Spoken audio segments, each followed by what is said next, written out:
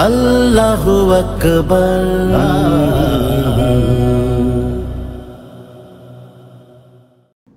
আসসালামু আলাইকুম ওয়া রাহমাতুল্লাহ। সম্মানিত দর্শক, আশা করি আপনারা ভালো আছেন।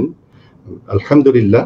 আমি গতকালই বলেছি যে আজকের ফেসবুক লাইভটি খুবই গুরুত্বপূর্ণ। এই লাইভে এমন একজন ব্যক্তিত্ব অংশগ্রহণ করবেন যিনি আমাদের বাংলাদেশ কমিউনিটির জন্য অনেক বড় কন্ট্রিবিউট করছেন, বিশেষভাবে লন্ডনে, ইউরোপে যার কন্ট্রিবিউশনের যদি আমি বলতে থাকি তাহলে এটা নিয়ে একটা অনুষ্ঠান হয়ে যাবে। ইউরোপের সবচেয়ে বড় যে মসজিদ, ইস্ট লন্ডন মসজিদ, সেটা একসময় তিনি সেটা চেয়ারম্যান ছিলেন, তার হাতেই এই বড় কমপ্লেক্সটির একটি বড় কাজ সম্পন্ন হয়েছে। তিনি লন্ডনের, ইউরোপের অনেক বড় যে কমিউনিটি, বিভিন্ন মুসলিম কমিউনিটি, যে common platform Muslim council of Britain, সেটা তিনি সেক্রেটারি জেনারেল ছিলেন। তারপরে অনেক বই তিনি লিখেছেন, কমিউনিটি নিয়ে তিনি তার অনেক কাজ আছে।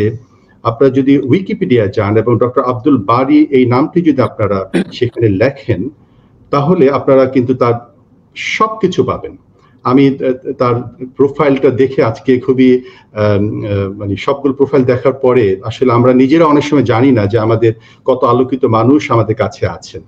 বিশেষভাবে 2006 সালে উইকিপিডিয়া যেটা বলছে, 2006 সালে one of the most powerful Muslim in the western Europe, doctor Abdul বারীকে তারা চিহ্নিত করেছে one of the most powerful Muslim in western Europe. সেরকম একজন মহান ব্যক্তিত্বকে নিয়ে আজকে আমার ফেসবুক লাইভে অংশগ্রহণ। আমি সরাসরি তাকে যুক্ত করছি আজকে অনুষ্ঠানে।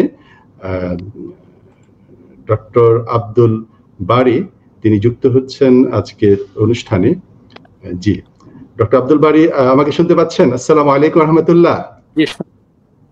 আসসালামু আলাইকুম রাহমাতুল্লাহি ওয়া বারাকাতুহু। ওয়ালাইকুম আসসালাম ওয়া রাহমাতুল্লাহ। জাযাকাল্লাহ। আমি ওখানে ইফতার করে শেষ করেছেন, আমরা আচ্ছা আচ্ছা আচ্ছা আচ্ছা। তো আমাদের আমি শুরুতে আপনার একটা সংক্ষিপ্ত পরিচয় বলেছি। আলহামদুলিল্লাহ যে আপনি অনেক বড় কন্ট্রিবিউট করছেন, আপনাকে স্বাগত জানাচ্ছি। যে আপনি অনেক ব্যস্ত সময়ের মধ্যেও আমাদের এই অনুষ্ঠানটিতে সময় দিয়েছেন, এবং আমার এই লাইভটির মূল উদ্দেশ্য হচ্ছে যে আমার কিছু আলোকিত মানুষকে কাছে এনে আমরা কিছু বিষয় জানার চেষ্টা করব। আমরা এই অনেক বিষয় জানি না, বিশেষভাবে কিভাবে আমরা আলোকিত হতে পারি। আপনারা যারা সিনিয়র সিটিজেন আছেন, আপনাদের কাছ থেকে তো তরুণরা শিখবে। সেই জায়গাটায় একটু সেতু বন্ধন রচনা করে দেওয়ার কাজটুকু আমি মনে করি যে আমার একটা অংশ দায়িত্বের মধ্যে পড়ে, সেই জন্য মূলত সম্পৃক্ত হওয়া। আলহামদুলিল্লাহ। তো দর্শক, এছাড়াও তিনি নিদার ট্রাস্ট, যেটা এডুকেশনাল চ্যারিটি, সেটা যুক্ত আছেন। তারপরে লন্ডন অলিম্পিক, যেটা 2012 সালে হয়েছিল, সে অলিম্পিকের অর্গানাইজিং কমিটি তিনি মেম্বার ছিলেন। এটা তো অনেক বড় একটি বিষয়। পুরো লন্ডনে যে অলিম্পিক হয়েছিল সেটা মেম্বার ছিলেন। আলহামদুলিল্লাহ। তো ডক্টর আব্দুল বারী, আপনাকে স্বাগত জানাচ্ছি আজকের অনুষ্ঠানে। তো আপনি শুরুতে বলবেন কেমন আছেন আপনি, এই লকডাউনের মধ্যে কিভাবে আপনার সময় কাটছে? জি, জাযাকুমুল্লাহ খায়ের। আলহামদুলিল্লাহ, আমরা এখানে আমাদের আশেপাশে যারা আমরা আছি, পরিবার পরিজন যারা আছি, সুস্থ আছি আলহামদুলিল্লাহ। শুধুমাত্র দুই একজন বেশ পরিচিত এবং ঘনিষ্ঠ বন্ধু, ডাক্তার, দুইজন বন্ধু, একজন তো এখন পর্যন্ত ভেন্টিলেটরে আছেন, আরেকজন ভেন্টিলেটর থেকে বের হয়েছেন। এছাড়া জানাশোনা ভাই বোনদের আত্মীয় স্বজন যারা ইন্তেকাল করেছেন তাদের অনেককে আমি চিনি। তো ওই দিক থেকে একটা দুঃখজনক সংবাদ এটা। বাট ওভারঅল আমরা এখানে লকডাউনের মধ্যে ভালো আছি, আমরা বাইরে বের হই না। এবং আগামী রোববারে বোধহয় ব্রিটিশ সরকার সামনের পদক্ষেপগুলো কি হবে সেগুলো হয়তো তারা বলবে। আমার মনে হয় না যে পুরো লকডাউন থেকে জাতিকে তারা বের হতে বলবে, বরং মেজার্ড ওয়েতে কোনো কোনো সেক্টরে কিভাবে জীবন ফিরিয়ে আনা যায় এই চেষ্টা আশা করি হবে ইনশাআল্লাহ। আলহামদুলিল্লাহ। তো লন্ডনের সর্বশেষ পরিস্থিতি বলবেন? আমরা তো জানি লন্ডনে প্রতিদিন শত শত মানুষ মারা যাচ্ছে, তো এখন সেটার পরিস্থিতি কি যাচ্ছে লন্ডনে? এটা ইউকের পরিবেশটাই মানে এই বিশেষ করে মৃত্যুর হারের দিক থেকে ইউরোপের মধ্যে এটা এখন সবচেয়ে উপরে আছে। যদিও পার 1000 or million পিপলের মধ্যে হিসাব করাটা একটু মুশকিল, কারণ ইটালির জনসংখ্যা ব্রিটেনের চেয়ে একটু কম, তারপরেও this is a very high number. এই সরকারের একটা ধারণা ছিল, বিশেষ করে হেলথ এক্সপার্টদের, যে 20,000-এর মধ্যে যদি তারা মৃত্যুটাকে টিকিয়ে রাখতে পারে, এটা জাস্ট একটা মানবিক প্রচেষ্টা, তাহলে এটা ওকে তাদের জন্য। কিন্তু 20,000 পার হয়ে এখন 29-30,000 হয়ে গিয়েছে, এবং এখন পর্যন্ত পিক পিরিয়ড নামতেছে আস্তে আস্তে, কিন্তু পুরো এখনো শেষ হয়নি। সুতরাং এটা একটা দুশ্চিন্তার সবার মধ্যে।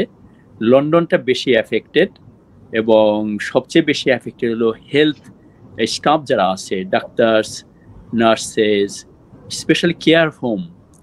ব্রিটেনে তো হাজার হাজার কেয়ার হোম আছে, বৃদ্ধাশ্রম যেটাকে বলা হয়।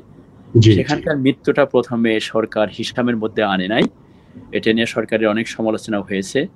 তারপরে হেলথ প্রফেশনালদের ইকুইপমেন্টের কমতি ছিল, মারাত্মক ধরনের কমতি ছিল প্রথম দিকে, এটাও একটা বিরাট সমালোচনার বিষয় আছে। তো সরকার এগুলো চেষ্টা করছে ব্যবস্থা করার জন্য। এখন পর্যন্ত পুরো নর্মাল সিচুয়েশন অবশ্যই আসে নাই, এবং ইউরোপের মধ্যে এই ধাক্কাটা, আমি কালকের একটা নিউজে ডিসকাশনে শুনলাম যে it's a different strand of corona virus. এটা এক্স্যাক্টলি ফার ইস্ট এশিয়ার মধ্যে যেটা হয়েছে হয়তো এটা না। তো এটা নিয়ে সায়েন্টিস্টরা, এখানে বড় বড় সায়েন্টিস্ট আছে যারা ওয়ার্ল্ড ফেমাস, তারা রিসার্চ করে যাচ্ছেন। তো এটা একটা, এখন পর্যন্ত আমাদের মনে হয় যে আমরা একটা সিজের মধ্যে আছি, আমরা একটা মোটামুটি একটা বন্দির মধ্যে আছি বলা চলে আর কি।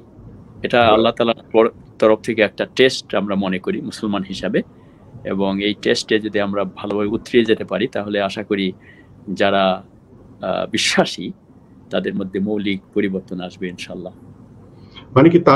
তার মানে কি বলতে চাচ্ছেন যে এই করোনা ভাইরাস যেটা অন্যান্য এলাকায় যেটা এফেক্ট করেছে, সেটা ইউরোপের ভাইরাসের নেচারটা একটু ভিন্ন, বা এটাকে ফর্মটা একটু চেঞ্জ করেছে, এরকম কি বলতে চাচ্ছেন? হ্যাঁ, এটাই একটা রিপোর্ট গতকাল আমি পড়লাম, যে এই স্ট্র্যান্ডটা এটাকে ইংরেজিতে বলে মিউটেট করে, এটা রূপান্তরিত হয়। রূপান্তরিত হয়ে অরিজিনাল যে ভাইরাস চায়নাতে বা কোরিয়াতে বা ওই এলাকায় দেখা গিয়েছে, এই স্ট্র্যান্ডটা একটু ভিন্ন, এবং সারা ইউরোপ এবং আমেরিকাকে এটা কাবু করে ফেলছে।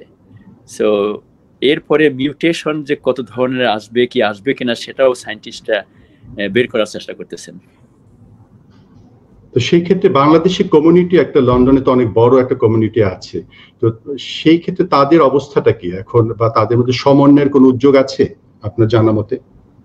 বাংলাদেশি কমিউনিটি তো বিরাট একটা কমিউনিটি লন্ডনে, বিশেষ করে বিলাতের মধ্যে 2/3 মুসলিমস হলো সাউথ এশিয়ান অরিজিন, মানে পাকিস্তান সবচেয়ে বেশি, এরপর বাংলাদেশ, এরপরে ইন্ডিয়ান। তো পাকিস্তানি বাংলাদেশিরা বেশিরভাগ অর্থনৈতিকভাবে ইন্ডিয়ানদের চেয়ে একটু দুর্বল থাকার কারণে এটাকে আমরা ইংরেজি বলি ইনার সিটি এরিয়াস, মানে শহরের মধ্যেও ঘিঞ্জি জায়গার মধ্যে, মানে লন্ডনের কনটেক্সটে আর কি, সেখানে বসবাস করে, যার কারণে দারিদ্রতা তুলনামূলকভাবে বেশি। মানে বাংলাদেশের কনটেক্সটে হয়তো আমরা এখানে অনেক ভালো আছি, কিন্তু ওভারঅল বিলাতের এভারেজ কনটেক্সটের তুলনায় বাংলাদেশিরা, পাকিস্তানিরা তুলনামূলকভাবে কিছুটা দারিদ্রের মধ্যে আছে। এবং ওই ইনার সিটি এরিয়াগুলোতে এই হেলথের কিছু প্রবলেম আছে, বিশেষ করে সাউথ এশিয়ান বলতে আমরা বাংলাদেশ, পাকিস্তান, ইন্ডিয়া মনে করি। এখানে ডায়াবেটিস এবং করোনারি হার্ট ডিজিজ, এটার প্রাচুর্য একটু বেশি, এটা একটু বেশি এই মুসলমান বা অমুসলমান সবার মধ্যে হতে পারে এটা, যার কারণে এই করোনা ভাইরাসটা বেশিরভাগ ক্ষতি করেছে যাদের আন্ডারলাইনিং হেলথ কন্ডিশন ছিল, যাদের মনে করেন যে ডায়াবেটিস ছিল অথবা হার্টের প্রবলেম ছিল, তাদেরকে অতি তাড়াতাড়ি অ্যাটাক করতে পেরেছে, কারণ তাদের ইমিউনিটি দুর্বল থাকার কারণে। 70-এর উপর বয়স আর যাদের মধ্যে আন্ডারলাইন হেলথ কন্ডিশন আছে, they had been mostly affected, এবং মৃতের মধ্যে প্রবলি 70 ইয়ার্স প্লাস এটাই বোধহয় 80-90% হবে। এবং আনফর্চুনেটলি আমরা বলি black and minority Asian community, যার মধ্যে মুসলমানরা আছে এবং কালোরা আছে, তাদের মধ্যে মৃত্যুর হার বেশি। এটা নিয়ে একটা ইনভেস্টিগেশন চলতেছে এখন। এটা রেজাল্ট যখন আসবে তখন খুঁজে পাওয়া যাবে যে মানে কি কারণে এশিয়ান বা ব্ল্যাক কমিউনিটির মধ্যে এটা বেশি ছড়িয়ে গিয়েছে। আলহামদুলিল্লাহ, ইতিমধ্যে অনেক ভাই বোনেরা যুক্ত হয়েছেন এবং সবাই সালাম দিচ্ছেন। আমরা সবাইকে একসাথেই বলি। জি, জাযাকাল্লাহ। তো আপনারা দেখছেন এবং বিভিন্ন দেশ থেকে, সৌদি আরব থেকে মোহাম্মদ শাহজালাল ভাই দেখছেন।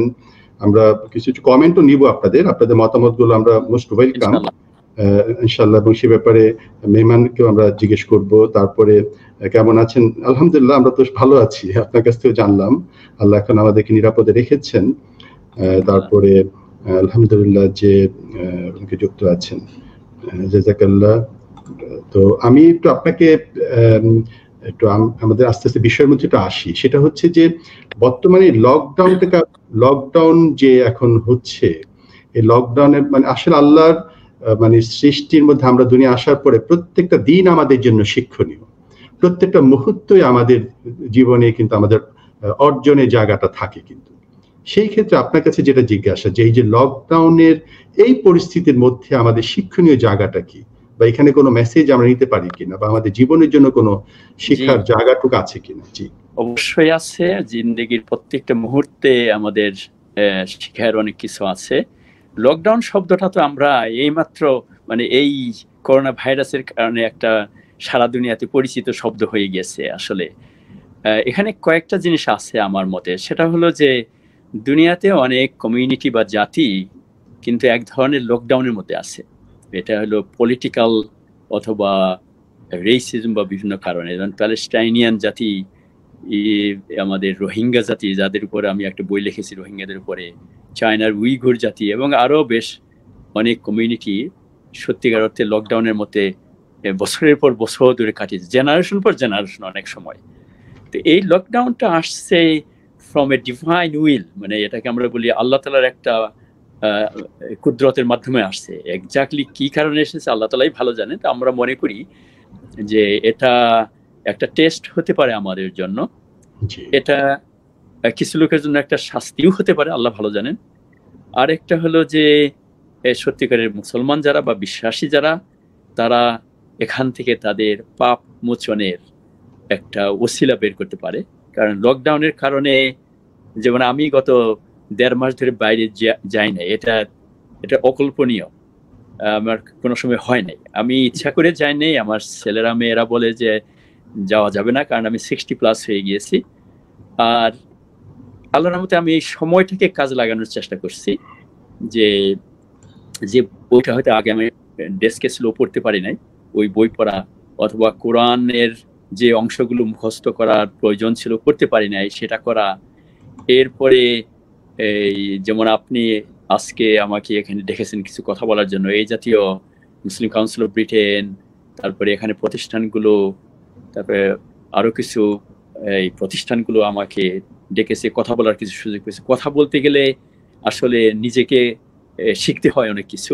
এটাও একটা আমি শিখেছি যে আমি যখন লিখি 1000 ওয়ার্ডের একটা লেখার জন্য আমাকে হয়তো 5 থেকে 10,000 ওয়ার্ড আমাকে পড়তে হয়। তার মানে আমি জোর করে পড়তেছি লেখার কারণে। এটা একটা আমি মনে করি আল্লাহর ব্লেসিংস। এবং আপনি পড়তে গেলে আপনাকে চিন্তা করতে হয়। সুতরাং যারা পড়ার পরে যারা চিন্তা করে এবং কিছু কলম দিয়ে বা কম্পিউটারে কিছু লেখে, তারা মাইন্ড, বডি অ্যান্ড সোলটাকে নিয়ে আসে। তাদের অন্যের উপকার হোক কি না হোক, আমি আমার একটা মেমোয়ার লিখেছি, আত্মজীবনী লিখেছি লন্ডনের আর কি। আমি বলেছি যে দুনিয়ার কারোর উপকার আমি করতে পারলাম কিনা জানি না, যদি করতে পারি আল্লাহ তাআলার কাছে প্রার্থনা যেন তিনি সাদাকায়ে জারিয়া হিসেবে গ্রহণ করেন। যদি কল্যাণ না করতে পারি, কমপক্ষে আমার নিজের উপকার হয়েছে অনেক। এটা আমি বুঝতে পারি যে আমি বয়সের কারণে কিছুটা অভিজ্ঞতা সাধারণত হয়। না, আর আপনি এই আমার একদম পড়াশোনা এবং আবেগের কথাটি বললেন, আমার আবেগের কথাটি বললেন। আমি পুরো 30 পারা কোরআন শরীফ যখন আমি অনুবাদে কাজ করি, এটা রেকর্ড করি, আমাকে অনুবাদটা খুব ভালো করে পড়তে হয়েছে, জি, নির্ভুলভাবে পড়তে হয়েছে। পড়তে গিয়ে আমার কাছে মনে হয়েছে যে মানে আল্লাহ এত সহজভাবে কোরআনটা অবতীর্ণ করেছেন, এত আবেদনময়ী কথা বারবার বলেছেন, তোমরা কি ফিরে আসবে না, তোমরা কি দেখবে না, তোমরা কি শিখবে না, মানে এই যে আবেদনগুলো, তো এটা হয়তো আমার একটা কাজের জন্য পড়া, জি, কিন্তু পড়তে গিয়ে কিন্তু আমার মানে মনটা শীতল হয়ে গেছে যে আল্লাহ রাব্বুল আলামিন তোমার বাণীর কাছে আমাকে নিয়েছে যে কোনো উসিলায়। তো আপনি সেরকম একটা আবেগের কথাই বলছেন কিন্তু ডক্টর ভাই। জাযাকুমুল্লাহ খায়ের। শুকরিয়া। তো এটাই যে আমরা ফিল করছি আসলে অনেকে, বেশিরভাগই যারা লকডাউনের মধ্যে আছে, দুনিয়ার বেশিরভাগই আছে, যে দুনিয়াতে রিফিউজি যারা আছে, রিফিউজি ক্যাম্পে যারা আছে, তাদের সিচুয়েশনটা কিছু মানুষ তো চিন্তা করা শুরু করেছে যে তারা কিভাবে জীবনটাকে যাচ্ছে। আমরা নিজের ঘরে শান্তির মধ্যে আছি, স্পেশালি ইংল্যান্ডে আমাদের একটা থাকার জায়গা আছে, তারপরে পিছনে একটা ছোট্ট বাগান আছে, তারপরে কয়েকটা রুম আছে যেখানে আমরা চলাফেরা করতে পারি। কিছু মানুষ তো আছে যারা হয়তো একটা ফ্ল্যাটে থাকে 3-4 জন ছেলে মেয়ে নিয়ে, তাদের বাইরে যাওয়ার কোনো সুযোগ নাই। ছেলে মেয়েদেরকে কিভাবে ব্যস্ত রাখবে? সুতরাং এই একটা বিরাট প্রশ্ন। তো আল্লাহ তাআলার শুকর আদায় করি যে যেখানে আমরা আছি, যে পরিস্থিতিতে আছি, আল্লাহ তাআলা এখন আমাদেরকে জীবিত রেখেছেন। এবং সবচেয়ে মৌলিক কথা আমি আলোচনার মধ্যে নিয়ে আসবো, সেটা হলো যে মুসলিম জাতি দুনিয়াতে সুনামির মতো ইসলামের বাণী নিয়ে সারা দুনিয়াতে ছড়িয়ে পড়েন। এবং তার একটা মূল কারণ ছিল যে তারা এই ইসলামটা একটা ইন্টেলেকচুয়াল এন্ড স্পিরিচুয়াল রিলিজিয়ন। এটা প্রশ্ন দিয়ে শুরু হয়েছে, নেগেশন থেকে শুরু হয়েছে। লা ইলাহা ইল্লাল্লাহ মিনস আমরা কিছুই মানে না এক্সেপ্ট আল্লাহ তাআলা। এবং ইকরা শব্দ হলো জিবরাইল আলাইহিস সালামের কাছ মানে আল্লাহ তাআলার কাছ থেকে নিয়ে আসা প্রথম শব্দ। মুসলমানরা জ্ঞানী বিজ্ঞান উন্নত হওয়ার কারণে সারা দুনিয়াতে শুধু সাম্রাজ্য জয় করে নাই, সাম্রাজ্য বিজয়টা একটা মহিমান্বিত রূপে জয় করেছে। চেঙ্গিস খানও সাম্রাজ্য মানে দুনিয়া ইয়ে করেছে, পরাজিত করেছে, মুসলমানরাও দুনিয়া দখল করেছে। Imagine the difference. ক্রুসেডাররা জেরুজালেম যখন দখল করতে চায় মুসলমানদের কাছ থেকে, তখন 70,000-90,000 মানুষের রক্তগঙ্গা সেখানে হয়। এবং সালাউদ্দিন আইবি যখন 88 বছর এসে এটাকে পুনরুদ্ধার করেন, একজন মানুষকেও যুদ্ধের বাইরে তিনি হত্যা করেন নাই। সুতরাং এটা ইসলামের আলোকের কারণে, ইসলামের শিক্ষা, নলেজ, রুহানিয়াত এবং ইন্টেলেকচুয়াল শার্পনেস এগুলো একীভূত হওয়ার কারণে মুসলমানরা দুনিয়াতে অনেক উপরে ছিল। এখন আমাদের সময় এসেছে, মানে কলোনিয়াল পিরিয়ড শেষ করেছি, তারপরে কোল্ড ওয়ার শেষ হয়েছে, 9/11 পরে আমরা নতুন এক পরীক্ষার সম্মুখীন হয়েছি। আমি একটু বড় আলোচনা করছি এই জন্য যে উইদাউট নলেজ বেসড আমাদের তৎপরতা দুনিয়াতে আমাদের সামনে অগ্রসর হওয়ার কোনো সুযোগ নাই। এবং আল্লাহ তাআলা আমাদেরকে হয়তো এই কারণে পরীক্ষা করছেন, তোমার ঘরে বসে, তোমরা এখন লকডাউন আছে, ঘরে বসে তোমরা এই কাজটা করো, তোমরা পড়াশোনা করো, ছেলে মেয়েদেরকে মানুষ করো এবং দুনিয়ার মানুষের ব্যাপারে চিন্তা করো, কারণ তোমাদের দিন ইনশাল্লাহ এক সময় আসবে। সত্য সত্য, অনেক সুন্দর বলেছেন।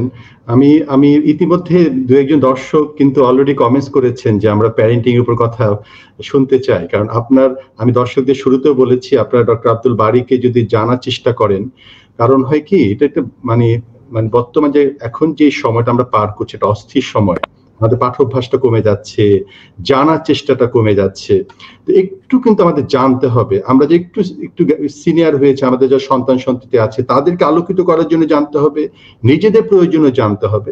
সুতরাং ডক্টর আব্দুল বারী যে বইগুলো লিখেছেন, এবং আমরা সেটা জানবো যে উনি এই পর্যায়ে সে প্যারেন্টিংটাকে উনি কেন তার বিষয় করেছেন সেটা জানবো। আমি সেখানে যাওয়ার আগে আমি জাস্ট আপনাকে এই বিষয়ে রিলেটেড একটা প্রশ্ন করতে চাই যে এই করোনাটাও তো একসময় আল্লাহ চাহে তো এটা আল্লাহরই নিয়ম যে আল্লাহ বিপদ সবসময়ের জন্য রাখেন না, একসময় হয়তো এখান থেকেও আমরা মুক্ত হব।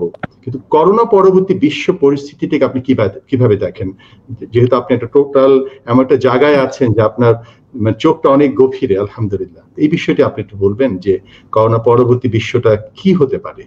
জি, জাযাকুমুল্লাহ খায়ের। This is probably the toughest question. কারণ হলো দুটো জিনিসই আমরা দেখি। একটা হলো যে বর্তমান জামানার যারা মেজর বা পরাশক্তির শাসক যারা, পরাশক্তির শাসক মানে দুনিয়া তারা ভার্চুয়ালি ভাগ ভাগ করে শাসন করছে আর কি। তাদের মোরাল ব্রেকডাউনের কোনো সীমা নাই। আমেরিকার প্রেসিডেন্ট হোক এবং সবচেয়ে দুনিয়াতে ডেমোক্রেটিক বড় ডেমোক্রেসি আমাদের বাংলাদেশের পাশে, তার নেতা হোক, অথবা ব্রাজিলের নেতা হোক, অথবা চায়নার শি জিনপিং হোক, এই সমস্ত নেতৃবৃন্দ হলো এক্সট্রিম ন্যাশনালিস্ট হলেও একটা কথা ছিল, ন্যাশনালিস্ট শোভিনিস্ট বলে ইংরেজিতে, মানে একটা মানে হার্ডকোর ন্যাশনালিস্ট, মানে নিজের মাই পিপল রাইট অর রং। আমরা ইংরেজিতে বলি যে ইন্ডিভিজুয়ালিজম শব্দ, যেটা ইন্ডিভিজুয়াল মি ফার্স্ট, আমার চাহিদা প্রথমে।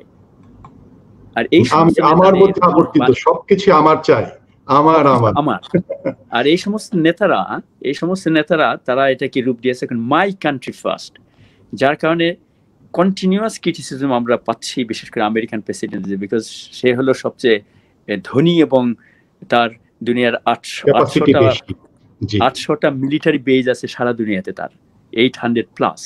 সুতরাং তার শক্তির, মানে রাষ্ট্রীয় শক্তির কোনো শেষ নাই। কিন্তু 2008 সালে যখন একটা ফাইন্যান্সিয়াল ক্রাইসিস হয়, তখন আমাদের এখানে প্রাইম মিনিস্টার ছিলেন গর্ডন ব্রাউন। তিনি এবং এই ওবামা এরা সবাই মিলে সারা দুনিয়াতে এটা ফাইন্যান্সিয়াল ক্রাইসিসটাকে একসাথে সমাধান করার চেষ্টা করে। বর্তমানে কিন্তু এটা হচ্ছে না, প্রত্যেকটা দেশ যার যার মতো করে সমাধান করার চেষ্টা করছে। whereas this is a global problem, এটা একটা মানে সারা দুনিয়ার সমস্যা। মানে দুনিয়ার এমন কোনো দেশ নাই, একটা ভৌগোলিক দেশ, হয়তো ছোটখাটো দ্বীপ তার বেঁচে আছে যেটা করোনার আক্রান্ত হয় নাই। এত বড় একটা গ্লোবাল ক্রাইসিস, যেখানে ট্রিলিয়নস অফ ডলার কালেকটিভলি সারা দুনিয়াতে ইনভেস্ট হচ্ছে, তারা এক জাতি আরেক জাতির সাথে কথাবার্তা বলে সমাধানের চেষ্টা করছে না। চায়না এদিকে আমেরিকাকে খোঁচাচ্ছে, আমেরিকা চায়নাকে খোঁচাচ্ছে, কার দোষ কত বড় এগুলো খুঁজে বেড়ার চেষ্টা করছে। এটা একটা সাইড। অন্যদিকে হিউম্যান বিংস, আমরা যারা অর্ডিনারি হিউম্যান বিং, আমরা কিন্তু মনে করি যে তুলনামূলকভাবে সিভিল সোসাইটি যেখানে একটু মজবুত আছে, সিভিল সোসাইটি মানে সুশীল সমাজ বোধহয় বাংলাতে, যেমন ইংল্যান্ডের civil society is very very strong. এখানে সরকারকে তারা হেনস্থা করে ফেলে এবং সরকারি বিরুদ্ধে লিখলে তাদের অ্যাভয়েড করতে পারে না, যার কারণে এখানকার civil society is strongly saying যে সরকারকে বলছে তোমরা এই করো, যার কারণে সরকার বাধ্য হয়ে এটা করছে। তো দুইটা সাইড, একটা হলো যে এক সময় হয়তো করোনা ভাইরাস বিভিন্নভাবে কত সময় লাগে এটা বলা মুশকিল, যদি মিউটেশন হতে থাকে, যেমন স্প্যানিশ ফ্লু যার মাধ্যমে 50 মিলিয়ন মানুষ মারা গেছে 1918 থেকে 1920, 3 বছরের মধ্যে। এখন করোনা ভাইরাস কি 1 বছর চলবে নাকি 2 বছর নাকি কয়েক বছর, এটা আল্লাহ তাআলা, হেলথ এক্সপার্টরা এটাকে বের করার চেষ্টা করবেন। কিন্তু এটা যদি খোদা না করে কয়েক বছর চলে, তাহলে দুনিয়ার এই সমস্ত শাসকবর্গ কি পরস্পরের সাথে মিলে কাজ করবেন নাকি আলাদা করবেন নাকি একটা আরেকটাকে দোষারোপ করবেন, that I don't know, because they are very volatile, they are very uncertain. তাদের মাথার মধ্যে কি আছে আল্লাহ তাআলা ছাড়া কিছুই জানেন না। আল্লাহ তাআলা হয়তো তাদেরকে শাস্তি দেওয়ার জন্য এটা নিয়ে আসছেন, এটা এক সময় মনে হয় আমার, আল্লাহ ভালো জানেন। কিন্তু সাধারণ মানুষ যদি আমরা সত্যিকার ভাবে আমাদের যেটা আমরা আলোচনা করতে যাচ্ছি, আমাদের ভবিষ্যৎ জেনারেশন তৈরি করতে পারি, আমরা নিজেরা ভালো হতে পারি, আমরা আমাদের এই ইনসুলার বা নিজেদের মধ্যে গুটিবদ্ধ হয়ে না থেকে সবার সাথে মিলে কাজ করতে পারি, যেটা মুসলমানরা প্রথম জামানায় করেছে হাজার বছর ধরে।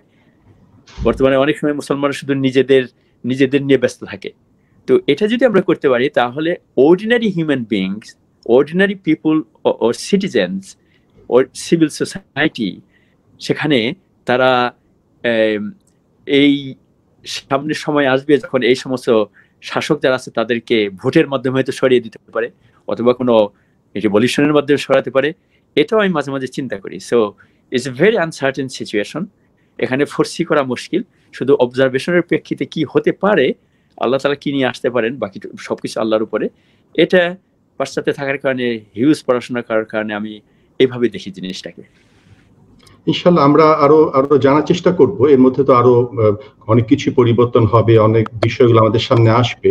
তো আমরা নিয়ে পরবর্তীতে কোনো একটি সেশনে আরো আলোচনা করব।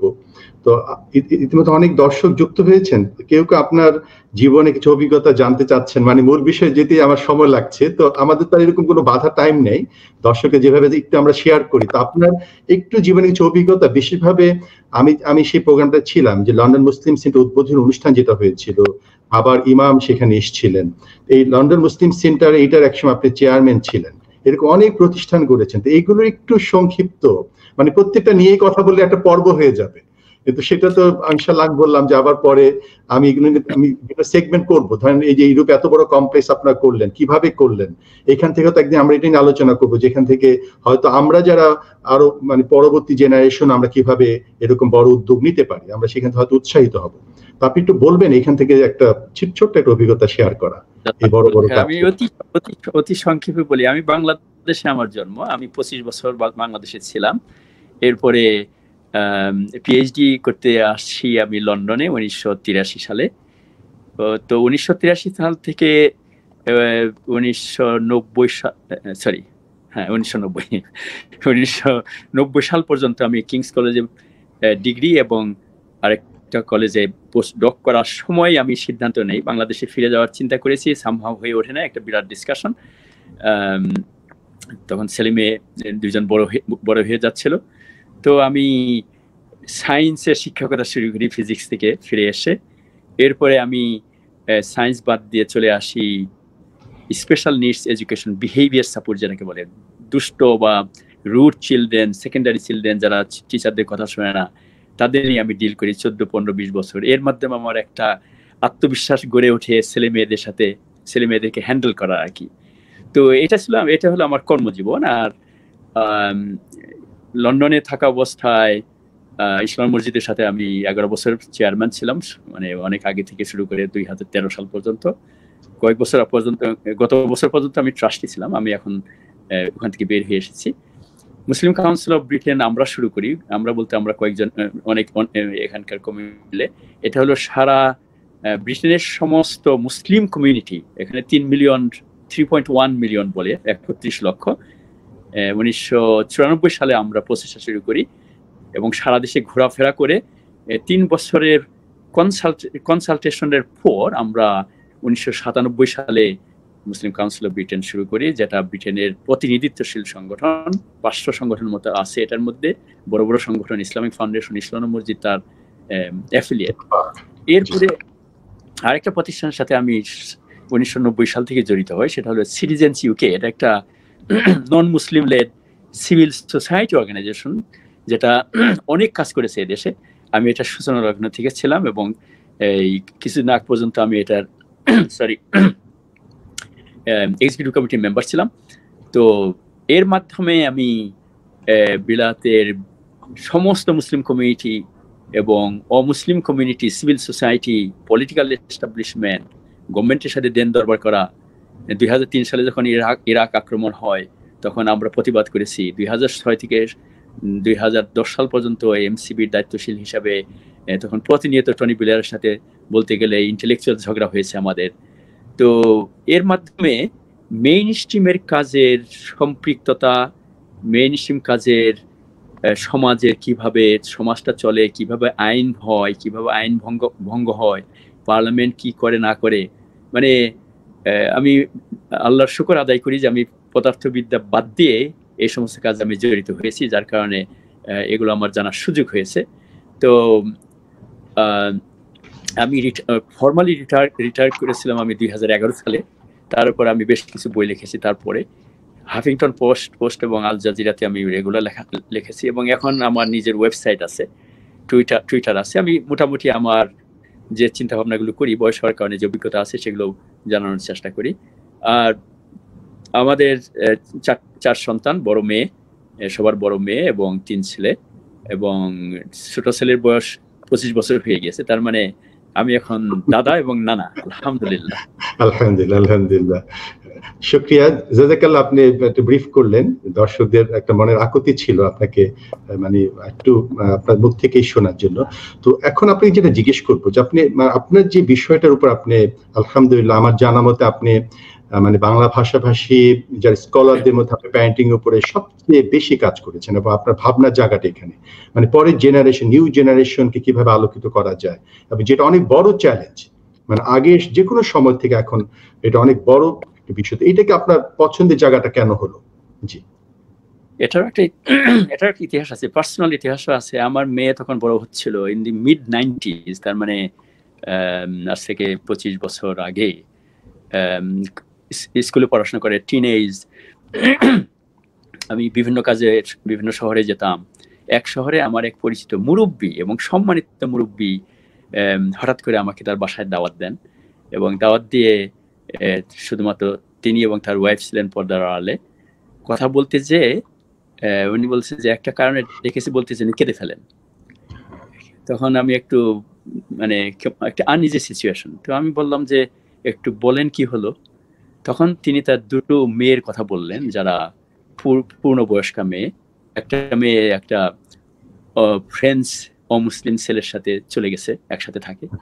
আরেকটা মেয়ে একটা সাদা ছেলের সাথে চলে গেছে, ঘর করতেছে, বাচ্চা হবে। তো তখন আমার মাথায় একটা হঠাৎ টনক নড়লো যে আমার তো একটা মেয়ে এবং 3টা ছেলে আছে। এটা একটা পার্সোনাল আমার একটা শক লাগে। দ্বিতীয়ত আমি সেটা যদি আমাদের জীবনে ঘটে তাহলে বিষয়টা কেমন হতে পারে, এটা আমার মাথায় মধ্যে ঢুকেছে, খোদা না করি যদি আমার মেয়ে বা এরকম হয়ে যায়, আমি কি করবো, আমার অবস্থা কি হবে। তো তারপরে পার্সোনালি আমি ছোট্টবেলা থেকে কিছু মানে একটু চঞ্চল প্রকৃতির ছিলাম, মানে হাইপার অ্যাক্টিভ বলা চলে আমাকে, যার কারণে আমি যে কোনো কাজ করলে আমি করার চেষ্টা করি সুচারুরূপে। তো সমাজ পরিবর্তন যেটাকে আমরা বাংলাতে বলি, অথবা মানুষের মধ্যে নৈতিক পরিবর্তন নিয়ে আসা, সোশ্যাল রিফরমেশন, মোরাল রিফরমেশন, এবং ইসলামের পথে আমি ইউনিভার্সিটি লাইফে যখন আসি তখন থেকে ইসলামী তাজদিদ বা ইসলামী রেনেসান্স কিভাবে আনা যায়, বা বাংলাদেশে মানে উপমহাদেশে একটা বেঙ্গলি রেনেসান্স একটা আসছে, যেটা মানে হিন্দুরা শুরু করেছিল 1825 সাল থেকে। এটাকে বলা হয় বেঙ্গলি রেনেসান্স, রাজা রামমোহন রায় থেকে শুরু হয়েছে এটা।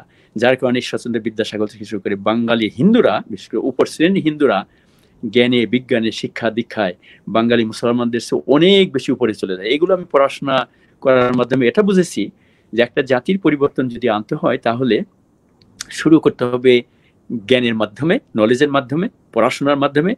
আর এটা বেস্ট পারে তারা যারা ছেলে মেয়ে বড় করে। সুতরাং আমি বাপ মাকে মনে করেছি they are the catalyst for making a new generation. কারণ একটা ঘরের মধ্যেই একটা মানুষ তৈরি হয়, মানব জাতি তৈরি হয়, একটা ঘরের মধ্যে একটা জাতি তৈরি হয়, নেশন তৈরি হয়। একটা ঘর বলতে এই শত শত হাজার হাজার লক্ষ লক্ষ ঘর যদি সত্যিকার ভাবে মা এবং বাপ তাদের মূল দায়িত্ব পালন করে, বিশেষ করে মুসলিম মা বাপ যদি তাদের দায়িত্ব পালন করেন, সেটা হলো কোরআনের একটা মূল শিক্ষা তাদের মধ্যে দিবেন, এবং দুনিয়াবী শিক্ষা তাদেরকে দিবেন, লাইফ স্কিল শেখাবেন, সোশ্যাল স্কিল শেখাবেন, এন্টারপ্রাইজ শেখাবেন আদরের মাধ্যমে, মায়ের মাধ্যমে।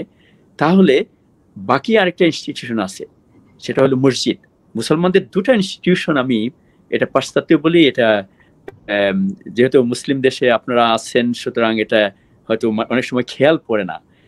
এটা পাশ্চাত্যে আমরা হাড়ে হাড়ে ফিল করি যে পরিবারটা হলো বেসিক, প্রাইমোরিয়াল, ইংরেজিতে বলি হিউম্যান অর্গানাইজেশন বা ইনস্টিটিউশন। কিন্তু পাশ্চাত্যে আনফর্চুনেটলি, আমি এটা লম্বা আলোচনা, এই লম্বা আলোচনাতে পাশ্চাত্যে এই পরিবারটা আসলে ধসের মুখে আছে। এই ধসটা বোঝা দূরে থেকে মুশকিল, আমরা শুধু অনুমান করতে পারি। কিন্তু আমি যেহেতু ভিতরে আছি, আমি একটু পড়াশোনা করি এবং আমার অনেক ইংলিশ বন্ধু বান্ধব আছে, এদের মধ্যে ভার্চুয়ালি ইসলামের প্রতি মানে উদার মন ভাবনা অনেকে আছে আমার, তারপরে নর্মাল ফ্রেন্ড আছে তাদের মাধ্যমে। এবং একটা দেখতে পাচ্ছি যে পরিবার সিস্টেমটা এদেশে বিয়েটাই ভার্চুয়ালি অপাঙ্ক্তেয় হয়ে যাওয়ার মতো হয়ে গেছে এখানে। দুনিয়া পাশ্চাত্যের বেশিরভাগ দেশে বোধহয় বেশিরভাগ সন্তান জন্ম হয় আউট অফ ওয়েডলক। আমাদের বর্তমান প্রাইম মিনিস্টার তো বর্তমান যে সন্তান সেটাও কিন্তু এইভাবে হয়েছে। এটা এই সমাজে কোনো ফ্যাক্টর না আসলে। কিন্তু মুশকিল হলো যে মুসলমানদের জন্য বিয়ের মাধ্যমে সন্তান এবং সন্তানদেরকে শিক্ষিত করা বাপ এবং মায়ের প্রতি যে দায়িত্ব, এটা একটা মৌলিক দায়িত্ব। তো সুতরাং মৌলিক দায়িত্ব হলো বাপ মা দুজনের বা অ্যাডাল্টদের। অ্যাডাল্টরা যদি ঘরের মধ্যে একটা স্কুল তৈরি করতে পারে, একটা কলেজ তৈরি করতে পারে বা বিশ্ববিদ্যালয় তৈরি করতে পারে, তার মানে home is a school, home is a college, home is university, এবং বাপ এবং মা হলো তার প্রিন্সিপাল বা শিক্ষক।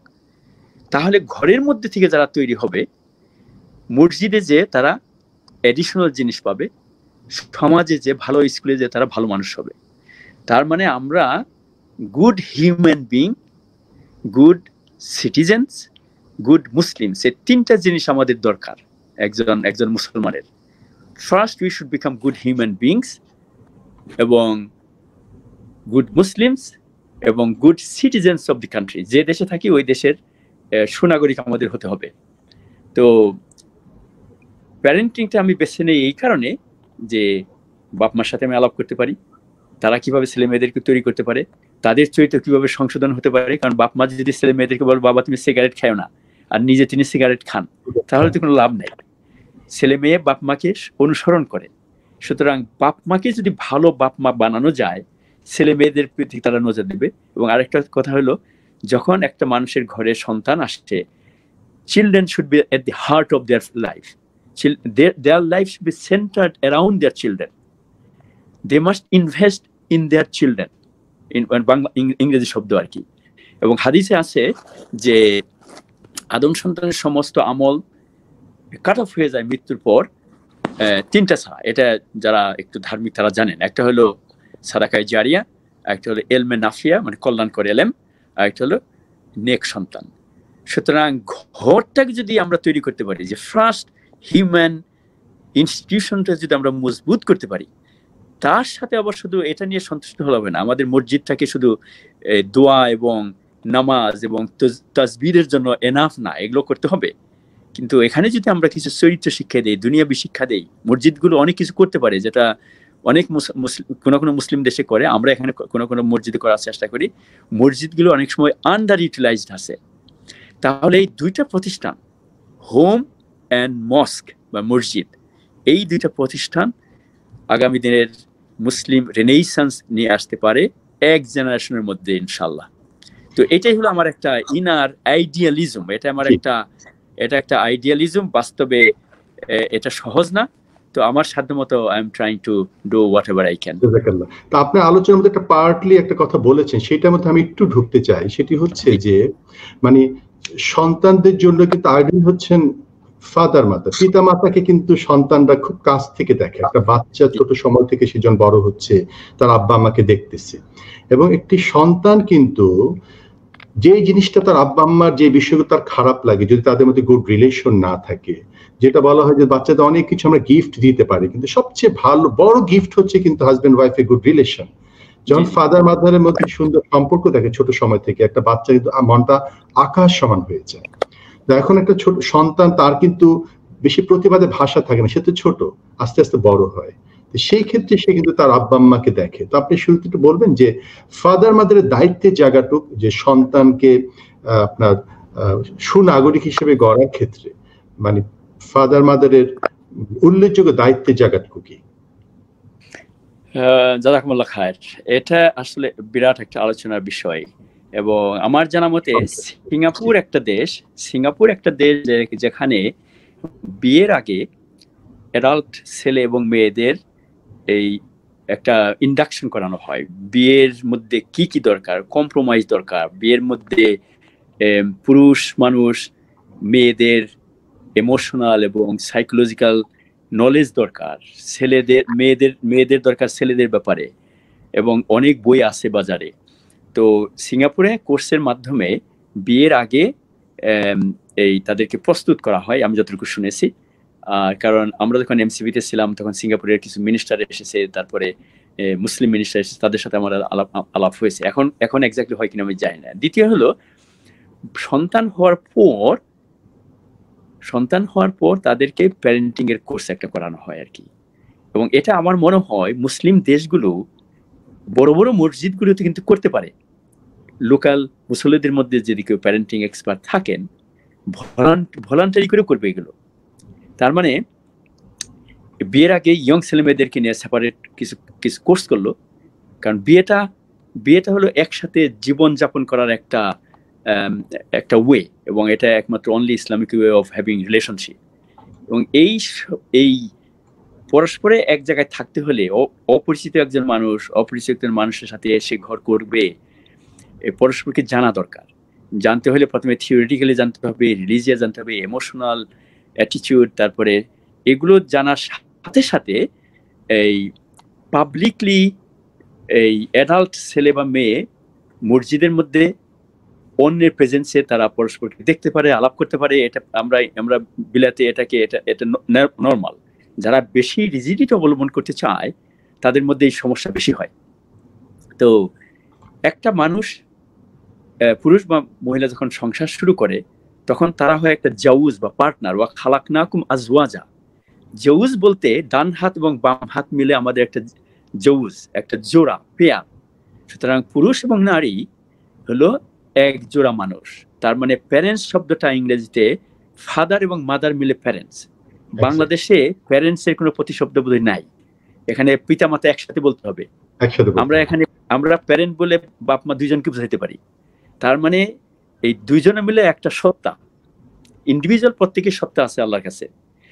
এখন সাধারণত ঘরের মধ্যে যে ঝগড়াঝাটি হয় ছোটখাটো জিনিস নিয়ে, তর্কাতর্কি, কথা কাটাকাটি বা মনোমালিন্য, এটা হিউম্যান সমাজে মানুষের মধ্যে এটা হতে পারে।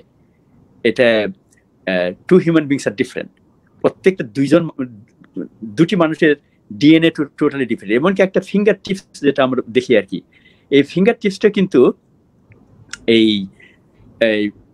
7.5 বিলিয়ন 750 কোটি বোধ হয় আর কি মানুষের মধ্যে 7.5টা ফিঙ্গার টিপস বা ডিএনএ আছে। Every human being is different. সুতরাং একসাথে থাকতে গেলে কথা উঠবে, কিছু মনোমালিন্য হবে, দ্যাট ইজ ন্যাচারাল। কিন্তু এই ন্যাচারাল ডিফারেন্সেস অফ অপিনিয়নকে যদি কেউ ঝগড়াঝাটির দিকে নিয়ে আসে, শাউটিং এ নিয়ে আসে, আজে বাজে কথা নিয়ে আসে, that is not only un Islamic, that is inhuman. আরেকটা কথা হলো, বিশেষ করে আমি ছেলেদেরকে বলি, পুরুষরা সাধারণত একটু বেশি তুলনামূলকভাবে ইংল্যান্ডে 85% ডোমেস্টিক ভায়োলেন্সের শিকার হলো মহিলা, মানে আর 15% আবার উল্টাটাও আছে আর কি। 15% কম না, কিন্তু বেশিরভাগ পুরুষ হলো দোষী আর কি। বাংলাদেশে হয়তো এরকমই হবে আর কি, 80 বা 90% দোষ হলো পুরুষের হতে পারে আর কি। একটা কথা হলো, যে মহিলার গর্ভে আপনার নিজের সন্তান হয়েছে, একটা পুরুষকে আমি বলতেছি আর কি, ওই মহিলার বা ওই আপনার সন্তান, তার বেহেশত হলো আপনার স্ত্রীর পায়ের নিচে, তাই না? মানে আমার সন্তানের বেহেশত বা বেহেশত মানে জান্নাত আমার ওয়াইফের পায়ের নিচে, তার মায়ের পায়ের নিচে। সুতরাং আমার সন্তানের মাকে যদি আমি অবহেলা করি অথবা খারাপ ব্যবহার করি তার প্রতি, এর চেয়ে নিকৃষ্ট মানের মানুষ দুনিয়াতে নাই। যদি কোনো কারণে মতানৈক্য বা বিভিন্ন কারণে সংসার না টিকে, there are ways, Islamic ways of separation, but as long as, আমি মাঝে মাঝে ইংরেজি বলে চলে আসতেছে, যতক্ষণ পর্যন্ত আমরা এক ঘরে সংসার করব ততক্ষণ পর্যন্ত আমাদের মানবিক জীবন যাপন করতে হবে। নিজেদের যদি কোনো কথা কাটাকাটি বা আর্গুমেন্ট হয়, সেটা ছেলে মেয়েদের বাইরে যে ঘরের মধ্যে রাত্রিবেলা পরস্পরের সমাধান করতে হবে। এটা যদি আল্লাহর কাছে দোয়া করতে হবে, কোনো কারণে সংসার যদি না টিকে তাহলে তো জোর করে সংসার টিকে রাখা যাবে না, কিন্তু যেন ছেলে মেয়েরা এর দ্বারা কোনো এফেক্টেড না হয়। এটার জন্য অনেক বদান্যতা দরকার, এলেম দরকার, এবং পরস্পরকে রেসপেক্ট করা। মানে আপনার ওয়াইফ আপনার সন্তানের কাছে মানে সবচেয়ে বেশি, তার সন্তানের জান্নাত হলো তার পায়ের নিচে। এই গুরুত্ব আপনার ওয়াইফকে আপনাকে দিতে হবে। অবশ্য স্ত্রীকেও হাজবেন্ডকে এই গুরুত্ব দিতে হবে আর কি। অনেক সময় দেখা যায় যে পিতামাতা, যেটা প্রাসঙ্গিকভাবে আসে, পিতামাতা অনেক জটিল বিষয়গুলো সন্তানদের সামনে আলোচনা করেন। খাওয়ার টেবিলে হয়তো কারো সমালোচনা করছেন, কারো গীবত করছেন, পরচর্চা করছেন, মানুষের দোষ দিয়ে অন্বেষণ করছেন, মানে আমাদের সমাজের নর্মাল কালচারগুলোতে যেগুলো যায়। এইটা কি গার্জিয়ান হিসেবে তাকে কি খেয়াল রাখা দরকার? একটা হচ্ছে আলোচনাগুলো যেটা ইসলামে অ্যালাউ করেন, সেই আলোচনাগুলো তো আমরা করব না। পাশাপাশি আমার সন্তানের দিক তাকিয়ে হলেও তো এখান থেকে এগুলো থেকে কি আমাদের দূরে থাকা উচিত না? আপনি একটু বলবেন বিষয়গুলো নিয়ে। আসলে ইসলামটা হলো একটা রিলিজন অফ নলেজ। এখানে মৌলিক জ্ঞান দরকার। এখানে আলোচনার মধ্যে আসে অনেক কিছু, যে আমরা ইসলামের মধ্যে কিছু ফরজিয়াত আছে, কিছু সুন্নাহ আছে, নফল আছে। ফরজিয়াতের গুরুত্ব সবচেয়ে বেশি। কিছু হালাল আছে, মানে কিছু হারাম আছে, বাকি সব হালাল।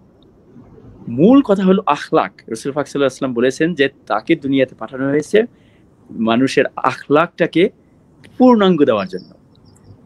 তো আমাদের বিশ্বাস, 5 ওয়াক্ত নামাজ, এই সমস্ত আমাদের জিন্দেগির দৈনিক কত ঘন্টা সময় যায়? বড় জোরে 1 ঘন্টা বা 1.5 ঘন্টা হতে পারে। বাকি 23 ঘন্টা সময়, বাকিটা কি আমাদের মুআমালাত, হক্কলেবাদ। হক্কলেবাদের মধ্যে আমার সন্তানের প্রতি আমার দায়িত্ব, আমার স্ত্রী বা হাজবেন্ডের উপর দায়িত্ব, আমার প্রতিবেশীর উপর দায়িত্ব।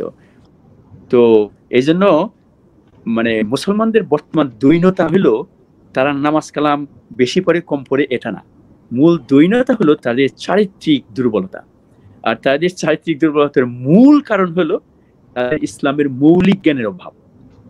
তারা ইসলামটাকে মানে অনেক সময় পার্শিয়ালি শিখে, ভুলভাবে শিখে, প্রায়োরিটি শিখে না। যেমন 1 ওয়াক্ত ফরজ নামাজ হাজার হাজার সুন্নতের চেয়ে বেশি গুরুত্বপূর্ণ।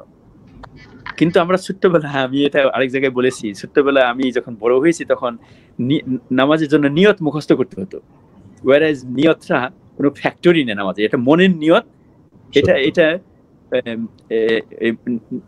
যে নিয়ত নামাজ পড়ে ওই নামাজটাই তার হবে আর কি।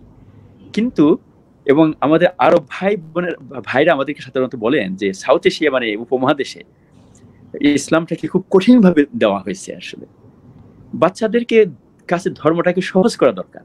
ইয়াসসিরু ওয়ালা তুআসসিরু, বাশশিরু ওয়ালা তুনাফফিরু। তোমরা দিনকে সহজ করো, কঠিন করো না। মানুষকে সুসংবাদ দাও, মানে গ্ল্যাড টাইডিং দাও, দুঃসংবাদ দিও না, মানে মানুষকে ভয়ের মধ্যে রেখো না। তো বাচ্চাদেরকে 7 বছর পর্যন্ত তো আদর দিয়ে, মায়া দিয়ে, প্রেশার না দিয়ে বড় করতে হবে। সেখানে আমরা যদি বাচ্চাদেরকে বলি, বাবা মা তুমি শুধু কুল হাল্লাত মুখস্থ করো, সূরা ফাতিহা মুখস্থ করো, দরুদ মুখস্থ করো, সেটা হুজুর রেখে দিয়ে হুজুর লিস্ট অফ রাখা হলো। হ্যাঁ, হুজুর পড়াবে, বেতন দিয়ে রাখা হলো, কিন্তু হয়তো বাপ মাও সম্পৃক্ত হলো না, মাস শেষে টাকা দিয়ে দিচ্ছে। জি জি জি। তো এটাকে ইংরেজিতে একটা শব্দ আছে, এটা বলে বাইট সাইজ ওয়ার্ক। আপনি বাচ্চাকে বয়স অনুযায়ী, তার যোগ্যতা অনুযায়ী এমন কাজ দিবেন যে কাজটা সে করতে পারে। সত্য। যে কাজটা করতে পারার কারণে আপনি তাকে তখন আদর করতে পারেন। একটা কাজ যদি আপনার সুন্দর করে ফেলে, আপনি মাশাআল্লাহ সুন্দর কাজে যে একটা আদর করলেন, মায়া দিলেন, বাচ্চাদের সম্পর্ক বৃদ্ধি হলো।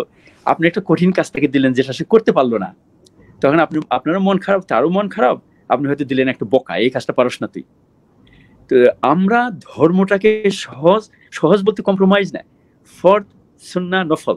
দুনিয়াতে আমরা এরকম মানি, আমাদের ঘরে যখন আগুন লাগে তখন আমরা ওই বই নিয়ে পড়ি না যে আগুন কিভাবে নিভাতে হবে, দৌড়িয়ে যে আগুনটাকে নিভাই। দ্যাট ইজ ফরজ আমাদের জন্য ওই সময়। দুনিয়াতে এটাকে বলে মাস্ট, শুড এবং ক্যান। আমরা এটা অবশ্যই করা দরকার, এটা আমরা করতে পারি এবং এটা করলে ভালো।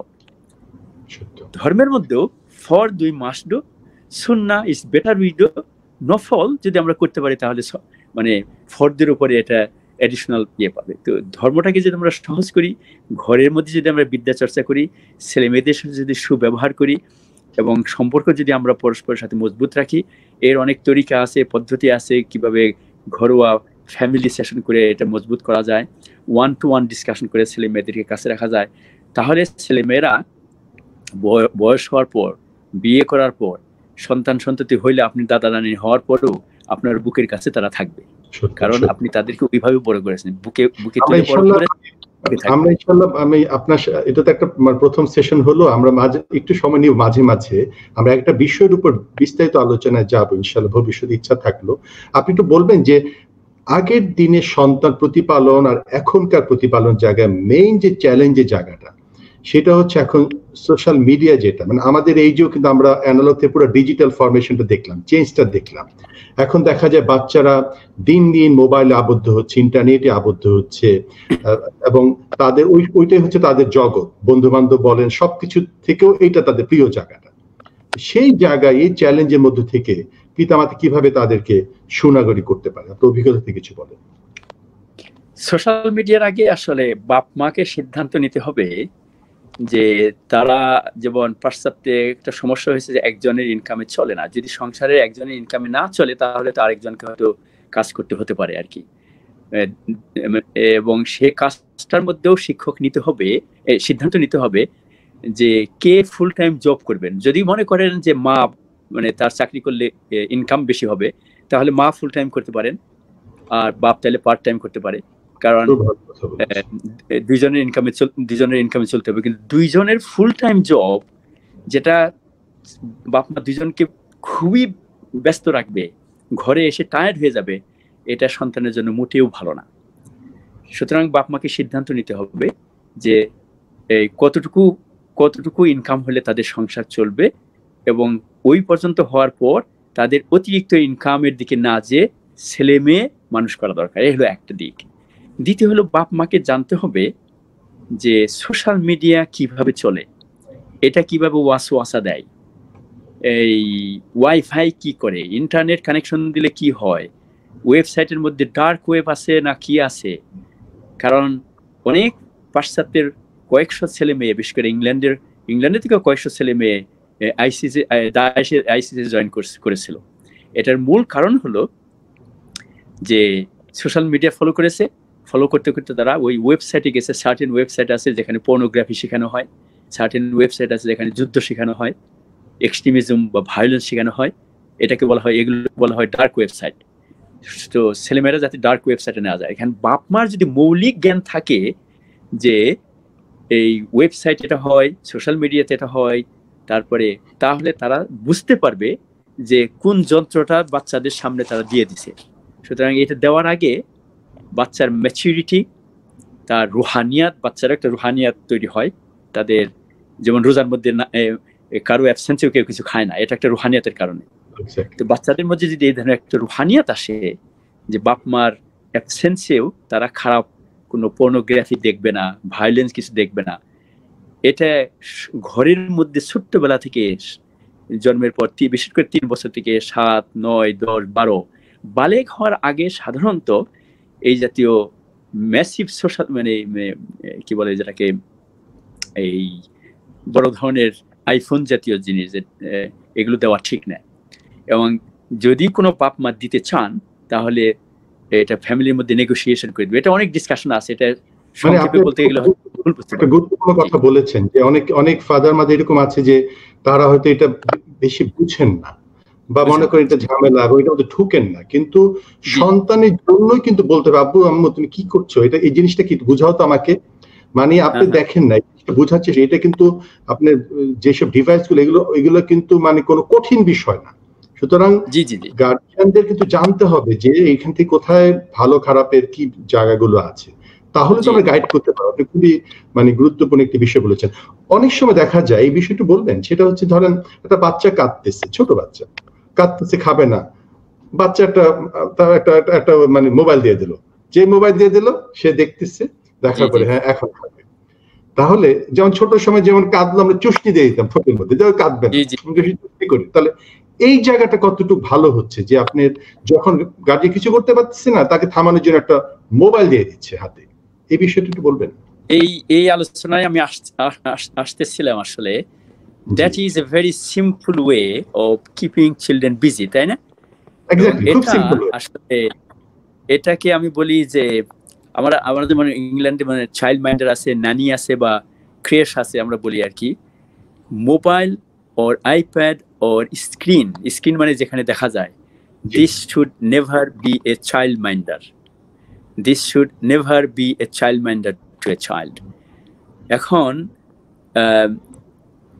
এই কারণে আমি বলছি হাজব্যান্ড ওয়াইফ দুজনে মিলে চাকরি সময় ডিস্ট্রিবিউট করতে হবে, ভাগ করে নিতে হবে।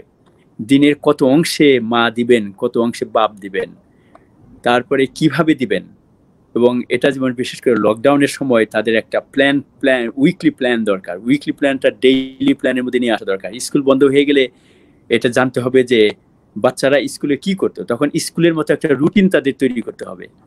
সেখানে একটু যারা যোগ্যতা সম্পন্ন হয়েছে বাচ্চারা, তাদের জন্য হয়তো মোবাইল বা আইপ্যাড দেওয়া যেতে পারে for a certain period for their learning.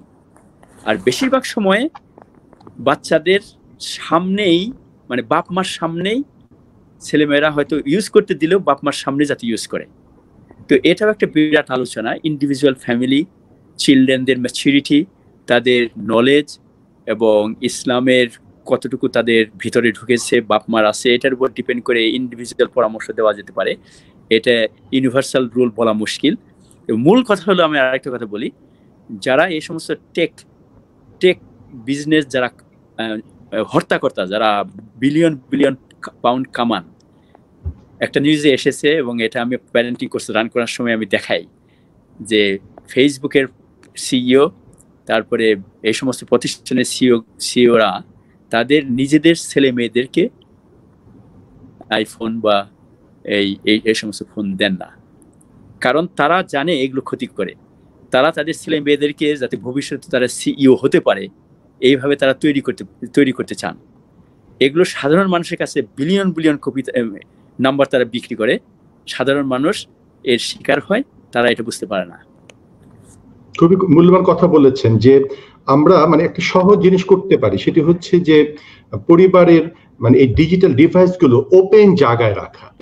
যেমন মনে করেন যে কম্পিউটার, তারপরে হ্যাঁ ঠিক আছে বাবা ড্রয়িং রুমে আসো, এখানে থাকে, এখানে তো লেখাপড়া করো। আরেকটা হচ্ছে যে যখন একটু বড় টিনেজার হলো, আমরা মোবাইল গুলো নিচে, এখন তো লেখাপড়া তাদের মোবাইলটা লাগে, আমরা এমন করতে পারি যে ঠিক আছে রাত 10টার সময় তোমার সেন্ট্রাল একটা জায়গায় মোবাইল জমা দিয়ে সবাই ঘুমাতে যাও। এবং এইটা আমরা জোর করে না চাপিয়ে দিই, আমরা তাদের সাথে ফ্যামিলি ডিসকাশন করে নিতে পারি।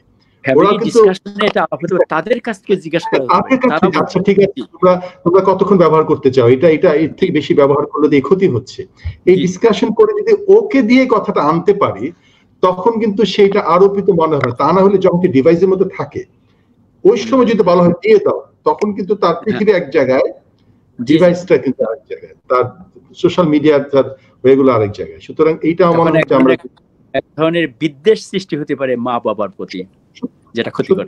জি আচ্ছা, এই রিলেটেড একটু বলবেন আপনি যে আমরা যেমন এই যে গার্জিয়ান অনেকে দেখা যায় যে ম্যানেজ করতে পারতেছে না, সহজে মোবাইল দিচ্ছে, তা আমরা বাচ্চাদেরকে মানে কি ধরনের ছোটখাটো কাজ দিতে পারি যেটা দ্বারা তাকে বিজি করা যায়?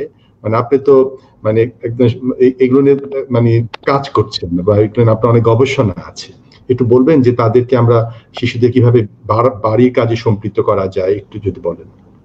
এটাও আমি একটা আর্টিকেলে লিখেছি, বাংলায় আসছে, এটা সোনার বাংলাতে এসেছে এবং খবর পত্রিকায় এসেছে। সেটা হলো যে ঘরের কাজে, একটা হলো লকডাউনের মধ্যে বাচ্চাদেরকে কিভাবে সৃজনশীল কাজে বিজি রাখা যায়, দ্বিতীয় হলো শেষের দিকে আমি বলেছি ঘরের কাজে তাদেরকে বিজি করতে হবে। মনে করেন ঘরের কাজ তো অনেক কোনো হিসাব নাই, কাপড় চোপড় গোছানো থেকে শুরু করে ওয়াশিং করা থেকে শুরু করে প্লেট ধোয়া, আর অনেক কাজ আছে ঘরের মধ্যে। ঘরটা যদি একটু বড় হয় তাহলে কাজের শেষ নাই। এগুলো মা অনেক সময় বাচ্চাদেরকে কষ্ট দেয় না, বাঙালি মায়েরা বাচ্চাদেরকে বেশি আদর করে তো কষ্ট দেয় না, আসলে এটা ঠিক নাই। এটা ফ্যামিলি সেশন করে বাপ মা দুজনে মিলে একবারে হাসি খুশি ভাবে সিদ্ধান্ত নিতে হবে যে আমাদের ঘরে এই কাজগুলো জমা হয়ে আছে, তো আমার তো মনে হয় তোমরা এই কাজ, তোমরা বলো কি কাজ করবা। মাকে একটু হেল্প করবো ইফতারের আগে, বাপকে একটু হেল্প করে এই সময় যদি ছোট্ট একটা বাগানে কি পানি দিল, এই সমস্ত ছোট ছোট কাজ যদি ভাগ করে দেওয়া হয়, বিছানাটা যার বিছানা সে ক্লিন করলো, তারপরে এই আরো ছোট বাচ্চা যদি থাকে জুতের ফিতা কিভাবে আটকাতে হয়, কাপড় কিভাবে হ্যাং করে উপরে রাখতে হয়, মানে এই জাতীয় dozens or hundreds of house hold, যেটাকে ঘর কন্যার কাজ আছে, যেটা আমরা অনেক সময় শুধু বাঙালি মুসলমানদের কালচারে, মানে এশিয়ান কালচারে মেয়েদেরকে দিয়ে করাতে চাই, তা ঠিক না। এটা মেয়ে এবং ছেলেদের দুইজনকে দিয়ে করাতে হবে। তার একসাথে খেলাধুলা করলো, ইয়ের মধ্যে কার্পেটের মধ্যে একটু গুছিয়ে রাখো, গুছানোটা সুন্দর করে রাখলো কিনা। তারপরে আমরা বড় ভাই এবং বড় বোন যারা একটু বুদ্ধিশুদ্ধি হয়েছে তাদেরকে কাজে লাগাতে পারি, যে তুমি তোমার ছোট ভাইকে একটু দেখো। আমি এটা করেছি, বিশেষ করে আমি যখন একসাথে ইএলএম এর মানে দায়িত্বশীল ছিলাম, তারপরে অলিম্পিকে ছিলাম, চাকরি ছিল আমার, তারপর আরো কিছু চারটা কাজ আমার একসাথে ছিল, তখন আমার বড় বা দ্বিতীয় ছেলেকে দিয়ে তৃতীয় ছেলেকে, এটা অবশ্যই আমার ওয়াইফের সাথে মিলেমিশেই করেছি, আমার দ্বিতীয় ছেলে তৃতীয় ছেলেকে যে কিভাবে হেল্প করেছে এটা আমি শুকর আদায় করি। এবং ভাই তাদের মধ্যে মায়া মহব্বত এখন সবচেয়ে বেশি আর কি, যেহেতু ছোটবেলায় তাদেরকে হেল্প করেছে পরস্পরকে আর কি। তো এভরিথিং কুড বি, ইংরেজিতে বলে উইন উইন সিচুয়েশন। উইন মানে কি, মানে বিজয় বিজয়, মানে সন্তানদেরও শিখলো, বাপ মাও মজা পেল, এবং এর মাধ্যমে একটু হালকা হলো সবাই। এই হালকা সময়টা একটু বসে গল্প গুজব করলো অথবা পড়াশোনা করলো। This is all win win, এটা লস না। বাপ মা যদি একটু হেকমত রাখেন, টেকনিক রাখেন, তাদেরকে মানে সুন্দর আচরণ ব্যবহার দিয়ে, মানে আমি ফাদা মাদা হয়ে দেখে আমি একটা কমফোর্ট জোনে আছি, সুতরাং সন্তানদেরকে আমি শুধু বকবো, মানে বকার মানে অল্প টোনে সন্তান এটা করবে, সন্তানও জানে টোনটা কি 30 ডিগ্রিতে আছে, যে 60 তাহলে একটু শুনতে হবে, 90 হলে এটা না শুনে পারা যাবে না, মানে ছেলেমেয়েরাও অভ্যস্ত হয়ে যায় যে আব্বু আম্মু কি ধরনের, মানে এই জিনিসটাতে মানে আর যদি কনভিন্স নিতে পারি, মায়া মহব্বত রাখতে পারে। অনেক পিতা আমার দেখা যায় কিছু হলে সন্তানদের পিটাচ্ছে, মারতেছে, মেন্টাল বিকাশের জায়গাটা কিন্তু বাধাগ্রস্ত হয়। জি, মানে পাশ্চাত্যে তো পিটানো যাবে না, এখন পাশ্চাত্যে মুসিবত আছে আর কি, পিটালে পুলিশে ধরে নিয়ে যাবে, তারপরে নেগলেক্ট করলে ধরে নিয়ে বিপদ আছে, তারপরে এমনকি হাতে বাচ্চাদের, ছোট বাচ্চা হাত যদি মাও শক্ত করে ধরে, যদি একটু দাগ হয় হাতের মধ্যে, পরের দিন স্কুলে যদি লাল দাগ নিয়ে স্কুলে যায়, টিচার যদি দেখে, টিচারের দায়িত্ব হলো জিজ্ঞাসা করা, কারণ টিচারের চাকরির ভয় আছে। এটা চাইল্ড অ্যাবিউজের মধ্যে পড়ে যেতে পারে আর কি। সুতরাং ভয়ের কারণে এখন এগুলো করে না অনেকে, কিন্তু যে সমাজে সরি আমি আপনার কাছ থেকে 2-3 মিনিট সময় নেই, 2-3 মিনিট সময়টা তো আপনার জন্য, কিন্তু অনেক দর্শক মানে নাশিদ শুনতে চাচ্ছেন। আমি সুন্দর ব্যবহারের উপরে একটি নাশিদ বলি, মানে যেটা হয়তো প্রাসঙ্গিক যাবে, তাহলে আপনার একটু 2 মিনিট রেস্ট হলো। এটা লিখেছেন জাকির আবু জাফর, মানে যে সুন্দর ব্যবহারের উপরে। অমায়িক ব্যবহার যার মুখে আছে, পৃথিবী ঋণী হয় ঠিক তার কাছে। অমায়িক ব্যবহার যার মুখে আছে, পৃথিবী ঋণী হয় ঠিক তার কাছে। ব্যবহার জয় করে মানুষের মন, পরাজিত হয়ে যায় অশ্রুত তখন। ব্যবহার জয় করে মানুষের মন, পরাজিত হয়ে যায় অশ্রুত তখন। বিনয়ের ফুরান সত্যি আছে, পৃথিবী ঋণী হয় ঠিক তার কাছে। আচরণ ভালো যার সেই তো ভালো, যার কাছে গেলে বারে মনের আলো। আচরণ ভালো যার সেই তো ভালো, যার কাছে গেলে বারে মনের আলো। যে মানুষ নিজের কাছে, পৃথিবী ঋণী হয় ঠিক তার কাছে। ভালোবেসে পৃথিবীকে জয় করা যায়, সব কাজে আনন্দ সুখ খুঁজে পায়। ভালোবেসে পৃথিবীতে জয় করা যায়, সব কাজে আনন্দ সুখ খুঁজে পায়। কোন পরিবেশে ভয় থাকে না পাছে, পৃথিবী ঋণী হয় ঠিক তার কাছে। অমায়িক ব্যবহার যার মুখে আছে, পৃথিবী ঋণী হয় ঠিক তার কাছে। সরি, সময় নিয়ে ফেললাম আপনার সময় থেকে, আমি কয়েক মিনিট সময় ফেললাম। অনেকে শুনতে চেয়েছিল, তবে এই ভালো ব্যবহার দিয়ে জয় করা যায়, যেটা আপনি বলছিলেন, বকা দিয়ে না বাচ্চাদেরকে। রাসূল পাক সাল্লাল্লাহু আলাইহি ওয়াসাল্লাম বলেছেন তাকে পাঠানো হয়েছে আখলাককে পূর্ণাঙ্গ রূপ দেওয়ার জন্য। এজন্য অনেক সময় মানে মুসলিম দেশে মুসলমান আছে কিন্তু ইসলাম নাই অনেকে বলে, আর অমুসলিম দেশে ইসলাম আছে কিন্তু মুসলমান নাই। আচ্ছা, আপনি একটু বলবেন যে ধরেন বাচ্চাদের মধ্যে তো দেখা যায় যে ছোটরা আছে, স্কুল একদম বাচ্চারা, একটু বড় টিনেজার, তা আমরা কাদেরকে কি ধরনের কাজ দিতে পারি, একটু যদি ব্যস্ত রাখার জন্য পারিবারিক কাজগুলো সংক্ষেপে যদি একটু বলেন। এটা বাপ মা তো ভালো বুঝবেন, কারণ অনেক সময় বয়সের সাথে তার ম্যাচুরিটি, মানে এক ছেলে যে বয়সে যেভাবে ম্যাচুরিটি প্রমাণ দিয়েছে আরেক ছেলে বা মেয়ে হয়তো ওই সময় দেয় না। একজনের এক এই ভ্যারিয়েশন আছে, এইটাই তো হিউম্যান, আল্লাহ তাআলার কুদরত একটা। সুতরাং বাপ মা যেহেতু সন্তানকে সবচেয়ে ভালো জানেন, তারা বুঝতে পারবেন তাকে কাকে কোন কাজ দেওয়া যাবে। তারপরেও যেমন সেকেন্ডারি চিলড্রেন 11 বা 12 থেকে 16 বা 18 এই দেশে, তাদেরকে তো বেশ বড় কাজ দেওয়া যায়। যদিও আইন অনুযায়ী ইংল্যান্ডে 16 বছরের বাচ্চা ম্যাচিউর, লিগালি ম্যাচিউর না।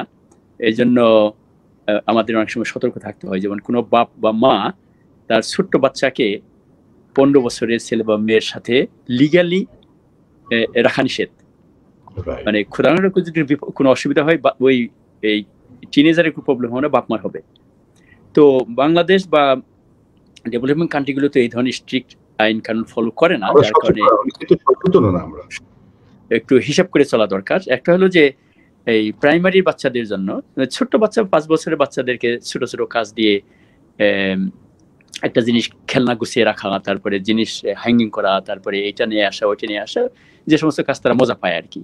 প্রাইমারির বয়সে বাচ্চা 11-12 বছর পর্যন্ত তাদের এক ধরনের কাজ দেওয়া যায়। সেকেন্ডারি বাচ্চাদেরকে হয়তো তারা প্লেট ধুতে পারে, প্রাইমারি বাচ্চারা প্লেট ধুতে পারবে, সেকেন্ডারি বাচ্চারা হয়তো একটা ডিম সিদ্ধ করতে পারবে বা রান্না করতে পারবে। যে কাজই বাচ্চারা পারে তাদেরকে একটু মায়া দিয়ে জিজ্ঞাসা করলে সে কাজটা করতে পারলে সে মজা পাবে, সে কাজটা পেরেছে। ভুল করলে তাকে বকা যাবে না, একটা ফেলে দিলে বকা যাবে না। হ্যাঁ, বকা যাবে না। এবং কাজ যদি ভালো পারে তাহলে আপনি আদর করলেন, তাহলে একটা আদরটা বাড়লো আর কি। আর যদি কাজ কোনো ভুলও করে, ঠিক আছে এই সময় পড়েন, আগামী সময় ভালো করবে আর ইনশাআল্লাহ। সেটাই, খুবই সুন্দর বলেছেন। আচ্ছা, এইরকম আমরা করতে পারি না, সেটা হচ্ছে যে যেটার মধ্যেই তো আমরা বলেছি যে এই বাচ্চাদের নিয়ে ধরেন একটা উইকলি একটা ছোট পারিবারিক একটা মিটিং করা, একদম রীতিমতো অফিসিয়াল মিটিং। এদেরকে ছোট না ভেবে আমরা যদি এদেরকে বড় ভাবি, আচ্ছা ঠিক আছে তো তোমাদেরকে আর কি কথা আছে, ওরা হয়তো মানুষ ছোট, কিন্তু ওদেরকে ওরা কিন্তু ওদের প্রত্যেক একটা ভিতরে একটা বড় জগৎ, মনোজগৎ। আপনি দেখবেন যে কার্টুন যারা তৈরি করে, আপনি মনে হয় জানবেন, ওয়ার্ল্ডের সব রিনাউন্ড ফিল্ম মেকার কিন্তু কার্টুন তৈরি করে। কেন? ওরা বাচ্চাদের সাইকোলজি বোঝার চেষ্টা করে একদম গভীরে, এবং ডাবিং এ কিন্তু ওয়ার্ল্ড রিনাউন্ড অ্যাক্টরসরা ভয়েস দেয়। কেন দেয়? যে ওরা বোঝার চেষ্টা করে সাইকোলজি বাচ্চাদের। তো বাচ্চাদের, ছোট্ট একটা বাচ্চাও কিন্তু একটা বিশাল মনোজগৎ নিয়ে আছে, তার একটা বড় পৃথিবী। ওই জায়গাটায় আমরা যদি অ্যাড্রেস করি, তো তাদের নিয়ে যদি উইকলি একসাথে আমরা পরিবারে বসে যদি একদম এজেন্ডা আকারে, আচ্ছা ঠিক আছে তো তোমার এই সপ্তাহে কি কাজ করেছো, তারপর তোমার প্ল্যানিংটা কি, আচ্ছা ঠিক আছে গত সপ্তাহে সিদ্ধান্তগুলো, সেইগুলো আমরা একদম নোটগুলো আবার যদি পড়ি যে এটা সিদ্ধান্ত ছিল, কে মেনটেন করেছে, আচ্ছা গার্ডেন করার কথা ছিল, তারপরে গাছ লাগানোর কথা ছিল, তোমার তো মানে কিচেন আম্মুকে হেল্প করার কথা ছিল।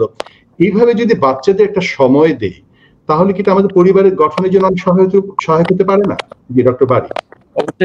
অবশ্যই হতে পারে, এবং এটা করতে হবে এভাবে যে হ্যাঁ, ফর্মালিও করা যেতে পারে, কিন্তু ফর্মালটাকে ইনফর্মাল রাখতে হবে। ফর্মালি এটাকে মানে ক্লাসের মতো অথবা অ্যাডাল্ট জগতের মতো একবারে মানে স্টোনি ফেস, এবং মানে এটাকে হাসি খুশি আনন্দদায়ক ঘরোয়া পরিবেশ, যেখানে ছেলেমেয়েরা বুঝবে যে গুরুত্বপূর্ণ জিনিস আলোচনা হচ্ছে, কিন্তু এই প্রোগ্রামের জন্য তারা অপেক্ষা করবে। এবং আমি তো প্যারেন্টিং প্রোগ্রামে বলি যে মনে করেন আপনি সামারে, এই দেশে সাধারণত এই সামারে এই ঘরদোর পেইন্ট করা হয়, তো এই সামারে পেইন্ট করতে হলে ঘরোয়া একটা প্রোগ্রাম করে এই বাচ্চাদেরকে জিজ্ঞাসা করে তোমার ঘরে কোন কালার তুমি পছন্দ করো। অনেক সময় বাপ মা নিজেরা সিদ্ধান্ত নিয়ে পুরো ঘর কালার করে ফেলে। তারপরে আরেকটা হতে পারে যে সপ্তাহে তোমরা কি খেতে চাও, একদিন নিরামিষ, একদিন প্রোটিন, একদিন দিস অ্যান্ড বাচ্চাদের কাছ থেকে আসলে তারা ফিল করলো, দে ফিল ভ্যালিউড। আর তখন তারা এই প্রোগ্রামের জন্য ওয়েট করবে এবং কাজ করতে মজা পাবে, এবং কাজ করতে মজা পাবে এই জন্য যে কাজ করলে তারা বাপ মার আদর পাবে, থ্যাংক ইউ পাবে। এটা একটা উইন উইন সিচুয়েশন। এই কারণে তারা আরো this is always a win win situation আর কি। এটাকে বলে ভার্চুয়াস সাইকেল ইংরেজিতে। মানে ভার্চু মানে ভালো জিনিস সাইকেল করতে করতে আরো ভালো হয় আর কি। খুব সুন্দর বলেছেন। আচ্ছা, আমি শেষের দিকে আপনাকে কয়েকটা জিনিস জানতে চাইবো। সেটা হচ্ছে যে মানে বাচ্চাদের ছোট সময় থেকে যে তাদেরকে সুনাগরিক করার জন্য অনেক গার্জিয়ান খুব সিনসিয়ারলি দেখা যায় গানের স্কুলে দিচ্ছে, নাচের স্কুলে দিচ্ছে। বাচ্চাদের মনে করতেছে যে মানে এইভাবেই তাকে সুন্দর তৈরি করা যাবে। স্কুলে দিচ্ছে হয়তো ঘন্টার পর ঘন্টা, তাকে তার জন্য অপেক্ষা করে যেই মাটি, সেই মাটি একটা সময় দেখা যায়, এটা অনেক পত্রপত্রিকা আসতেছে যে হয়তো একসময় দেখা যায় এই মেয়েটাই বড় হয়ে সে বাপ মাকে না জানিয়ে চলে গেল, এই ছেলেটাই চলে গেল। তার জীবনের এই বড় যে সময়টা ছিল, একটা সময় সে চোখের পানি পড়ে। তো পরিবারের মধ্যে ধর্মীয় শিক্ষা, নৈতিক শিক্ষা, ইসলামিক যে শিক্ষাগুলো, ইসলামিক যে সীমারেখাগুলো এবং ইসলামের যে কল্যাণের দিকগুলো, এইগুলো সন্তানের মধ্যে এগুলো নিয়ে চর্চা করা, এগুলো কতটুকু গুরুত্বপূর্ণ বলে মনে করেন এবং সেটা আমরা কিভাবে করতে পারি? এটাও হতে হবে বয়স অনুযায়ী। যেমন ইসলামের প্যারেন্টিং এর 3টা ফেজ আছে, যেটা আমি বলার চেষ্টা করেছি। একটা হলো জন্ম থেকে 7 বছর পর্যন্ত তাদেরকে জোর না করা, খেলার মাধ্যমে মায়া দিয়ে, আদর দিয়ে, সেফটি দিয়ে তাদেরকে বড় করা। এর মধ্যে প্রত্যেকটা বাচ্চার একটা ফিতরত তৈরি হবে। কেউ কবিতা মুখস্থ করতে চায়, কেউ অঙ্কে ভালো, কেউ এটাতে ভালো। তো কোনো বাচ্চা যদি স্মরণ শক্তি ভালো হয়, সে কবিতা কিছু মুখস্থ করলো, তারপরে বাপ মার মানে ধার্মিকতার উপর ডিপেন্ড করবে। তারা যদি চায় বাচ্চাকে হাফেজ বানাতে চায়, তাহলে জোর না করে দেখবে যে এই বাচ্চাটা মেমোরাইজ কিরকম করতে পারে। এরপরে তাকে উৎসাহিত করা যে ঠিক আছে, তুমি এই সূরাটা তো কুইকলি মেমোরাইজ করছো, এই সূরাটা মেমোরাইজ করো। মানে তার ভিতর থেকে নিয়ে আসতে হবে। তারপরে আরেকটা হলো, বাপ মা যদি ছেলে মেয়েদেরকে ধার্মিক বানাতে চায়, ভালো নাগরিক বা ভালো ধার্মিক হিসাবে তৈরি করতে চায়, তাদের নিজেদেরকে এটার প্রমাণ দিতে হবে আগে। তারা যেমন 5 ওয়াক্ত নামাজ তারা নিজেরা করে কিনা, রোজা রাখে কিনা, তারা সৎ ব্যবহার করে কিনা, তারা ফাঁকি দেয় কিনা, তারা আরো আজে বাজে কাজ যেগুলো সমাজে আছে তারা জড়িত হয় কিনা, এগুলো বাপ মা হতে হলে মানে অনেক কিছু বাদ দিতে হবে। কারো যদি পুরানো কোনো খারাপ অভ্যাস থেকেও থাকে, ছেলে মেয়ের ভবিষ্যতের কারণে তাদেরকে কিছু অভ্যাস চেঞ্জ করতে হবে তাদের। তো এটা যদি হয়, তারপরে যদি তারা চায় কোনো বাচ্চা এটা শিখবে ওটা শিখবে, দেখতে হবে যে মৌলিক দিক থেকে এটা যদি বাপ মা ধার্মিক হয়, এটা ইসলামের মৌলিক সাংঘর্ষিক কিনা। এগুলো কিছু জিনিস আছে যেটা আমি আগে বলেছি, যে কোনটা সরাসরি হারাম, কোনটা হালাল হারামের পার্থক্য বুঝতে হবে, গুনায়ে কবিরা বুঝতে হবে, কবিরা গুনাহ যেগুলো। তারপরে এই যেটা এই 5 ওয়াক্ত ইসলামের 5টা পিলার আছে, মৌলিক জিনিসগুলো তাকে বুঝতে হবে। এবং যদি বাপ মার এটা বুঝতে একটু কমতি থাকে, তাহলে যোগ্য অথেন্টিক মানুষের কাছ থেকে উপদেশ নিতে হবে। তো অতিরিক্ত রিজিডিটিটা আবার ভালো না। রিজিডিটি মানে জোর করে আমার ছেলেকে হাফেজ বানাবো, বাংলা শেখাবো, ইংরেজি শেখাবো, এটা শেখাবো, এটা ডিপেন্ড করবে বাচ্চার গ্রাসপিং অ্যাবিলিটি, মানে গ্রহণযোগ্যতা দেখতে হবে, এবং একই সাথে তার ইন্টারেস্ট দেখতে হবে।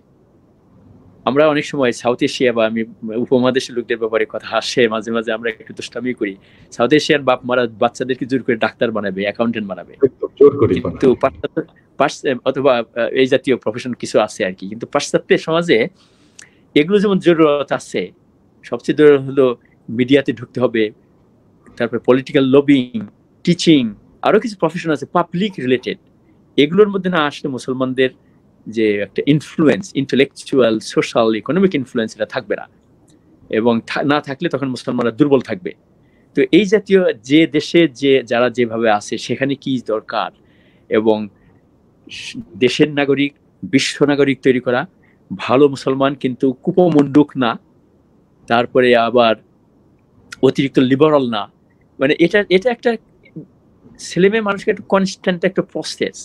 এই প্রসেসের মাধ্যমে বাপ মা যদি শিখে, যেমন আমি আমার কথা বলছি যে বই লিখতে যে বই পড়তে হয়, এর মাধ্যমে যেমন নিজের উপকার হয়, বাপ মার উচিত হলো ছেলে মেয়ে মানুষ করতে হলে কিভাবে মানুষ করতে হয় এটা যদি তারা, এই জ্ঞানটা তারা অর্জন করতে পারে বই পড়ার মাধ্যমে, ভালো মানুষের কাছ থেকে শোনার মাধ্যমে, তাহলে তাদের কিন্তু উন্নতি হবে। ছেলে মেয়ে মানুষ ভালো মানুষ হওয়ার সাথে সাথে তাদের তাদের ইন্টেলেকচুয়াল, মোরাল, স্পিরিচুয়াল স্ট্যাটাসও বাড়বে।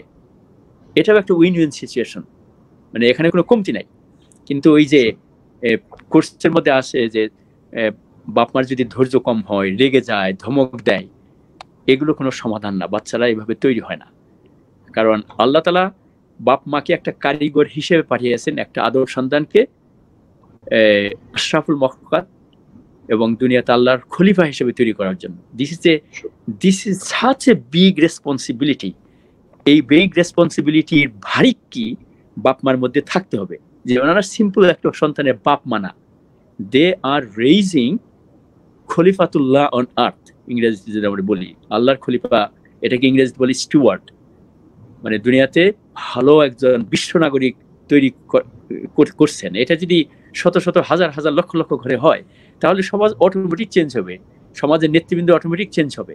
আমরা যে নেতৃবৃন্দ নিয়ে অনেক সময় আশঙ্কা প্রকাশ করি, কি হবে না হবে, কি হচ্ছে না হচ্ছে, এগুলো থাকবে না, আসলে কমে যাবে ইনশাআল্লাহ।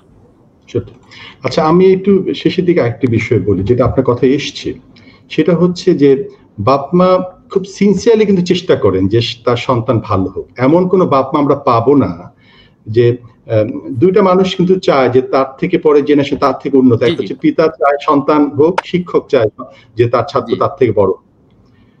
কিন্তু বাপ মা চাওয়ার পাশাপাশি ওই বাপ মার যদি ইনকামটা হালাল না হয়, তার জীবনধারা যদি আগুছালো হয়, হ্যাঁ, সেটা যদি লুকোচুরির মধ্যে থাকে, এটার প্রভাবটা কি হতে পারে? আপনি একটু বলবেন স্পেসিফিক।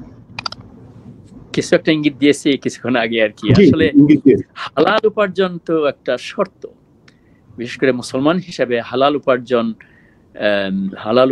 ছাড়া তো, যে রক্ত হালাল উপার্জন ছাড়া মানে বড় হয়, এটা তো জান্নাত দেখবে না, এই জাতীয় কথাও আছে হাদিসে আর কি। সুতরাং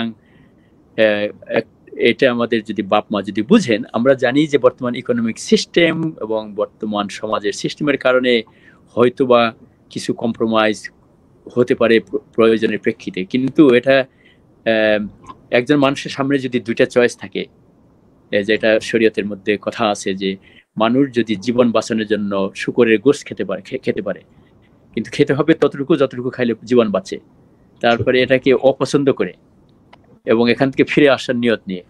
তো এরকম কারো যদি চাকরি এমন হয় যেখানে উপার্জনটা হালাল না, ইমিডিয়েটলি ছেড়ে দিয়ে তো ভিক্ষা করা যাবে না, তাকে প্রচেষ্টার মধ্যে থাকতে হবে সে এটাকে ছেড়ে কি রাস্তা হতে পারে, তার জন্য কোনো তার যে দরকার, কি বলে, এই স্কিল দরকার, স্কিল সেটটা দরকার হলে চেঞ্জ করতে হবে। যেমন ইংল্যান্ডে আমরা প্রথম দিকে বেশিরভাগ বাংলাদেশিরা রেস্টুরেন্টে চাকরি করতে, যেখানে মদ বিক্রি হয়, অনেক মদ এখন হালাল হয়েছে আর কি। তো সেখানে পরামর্শ চাইলে বলা হতো যে আপনি ইমিডিয়েটলি ছাড়তে পারবেন না, কিন্তু আপনি যদি এই মদ সার্ভ থেকে বাঁচতে চান তাহলে কমপক্ষে কিচেনে কাজ করেন। কিচেনে কাজ করলে মদ সার্ভ করতে হয় না, শুধু রান্না করতে হয়। তারপরে বলা হয় যদি আপনি যদি রেস্টুরেন্ট বিজনেস থেকে চলে আসতে চান, যে মদ বিক্রি হয় বা হিসাবে ঠিক নাই, আপনি যে কোনো একটা অন্য একটা প্রফেশন খুঁজেন। আমার মনে আছে, এটা আমি আর বইতে সিটি কথায় উল্লেখ করেছি, 80 দশকে 83 দিকে যখন আমি আসি, তখন টাউন হামলেসের অনেক ছেলে পেলে ফ্যাক্টরিতে কাজ করতো এবং রেস্টুরেন্টে কাজ করতো, এবং তাদের সাথে আমার পরিচয়, আমরা কয়েকজন মিলে তাদেরকে ক্লাস নিতাম। এবং তখন দেখলাম যে অনেকের এমন প্রতিভা আছে, তারা অল্প বয়সে বাপ মা তাদেরকে রেস্টুরেন্টে ঢুকিয়ে দিছে। তখন তাদেরকে বলছি যে তোমরা রেস্টুরেন্টে কাজ করতে চাও কিনা? না। তাহলে কোনো সময় আমরা তাদের বাপ মার কাছে যে বলেছি যে দেখেন আপনার ছেলেটার তো অনেক যোগ্যতা আছে, আপনি তাকে অ্যাডাল্ট এডুকেশনে ভর্তি করে দেন, একটু আপাতত পয়সা কমবে হয়তো, কিন্তু আপনি তার কাছ থেকে আপনি অনেক রিটার্ন পাবেন।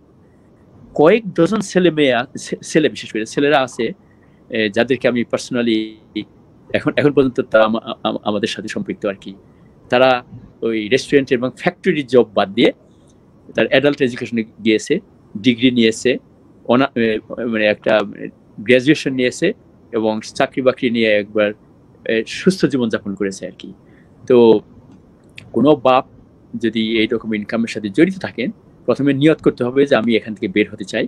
বের হতে হলে তাকে বাস্তবমুখী পদক্ষেপ নিতে হবে, ভিক্ষা করা যাবে না। এবং বাস্তব মুখের মধ্যে যদি দেখা যায় যে তুলনামূলকভাবে কম ক্ষতির মধ্যে আছে, সেখানে যাওয়ার চেষ্টা করতে হবে। যে দেখা যায় এখানে থাকতে গেলে কম্প্রোমাইজ করতেই হবে, তখন তার প্রফেশন বা স্কিল সেটটাকে কিভাবে চেঞ্জ করা যায় এটা চেষ্টা করে রাস্তা বের করতে হবে। অপরোক্ষভাবে যতদিন পর্যন্ত তিনি সাধ্যমতো চেষ্টা করতেছেন, নিয়ত ভালো আছে, তারপরে তাহলে হয়তো আল্লাহ মাফ করে দিতে পারেন আর কি। তো ধর্মটাকে যেটা আগেই বলেছি, ইয়াসসির ওয়ালা তুআসসির, ধর্মটা সহজ, মানে একটা বাদ দিয়ে সরাসরি হারামের মধ্যে অন্য হারাম, এক হারাম থেকে আরেক হারামে অথবা ভিক্ষার জগতে, এটা তো আবার ইসলাম পছন্দ করে না আর কি। এটা বাপ মাকে মিলে, দুইজনে মিলে পরামর্শ করতে হবে। মায়ের কোনো ইনকাম বাড়ানো যায় কিনা, মায়ের ইনকামের মাধ্যমে যে সংসারে কিছু ইনকাম আসে, সেই সামান্য একটা কিছু সংসারটা চলিত হয়ে গেল ভদ্রভাবে। আপনি খুব গুরুত্বপূর্ণ বলেছেন যে মানে অল্প তুষ্টি জায়গাটা, মানে আমাদের কিন্তু দেখা যাচ্ছে যে অনেক চাওয়ার একটি প্রবণতা, মানে আরো চাই আরো চাই, মানে পরিবারের পুরুষকেও ইনকাম করতে হবে, স্ত্রীকেও ইনকাম করতে হচ্ছে, ফুল টাইম করতে হচ্ছে, কেন আরো চাই। এই জায়গাটা থেকে যদি আমরা চাওয়ার জায়গাটা কমিয়ে দিতে পারি, অল্পে তুষ্ট হতে পারি, তাহলে কি আমাদের সুন্দর পরিবার গঠনে যে সহায়ক হতে পারে না? জি ইনশাআল্লাহ, ইনশাআল্লাহ। জি জি, জাযাকাল্লাহ।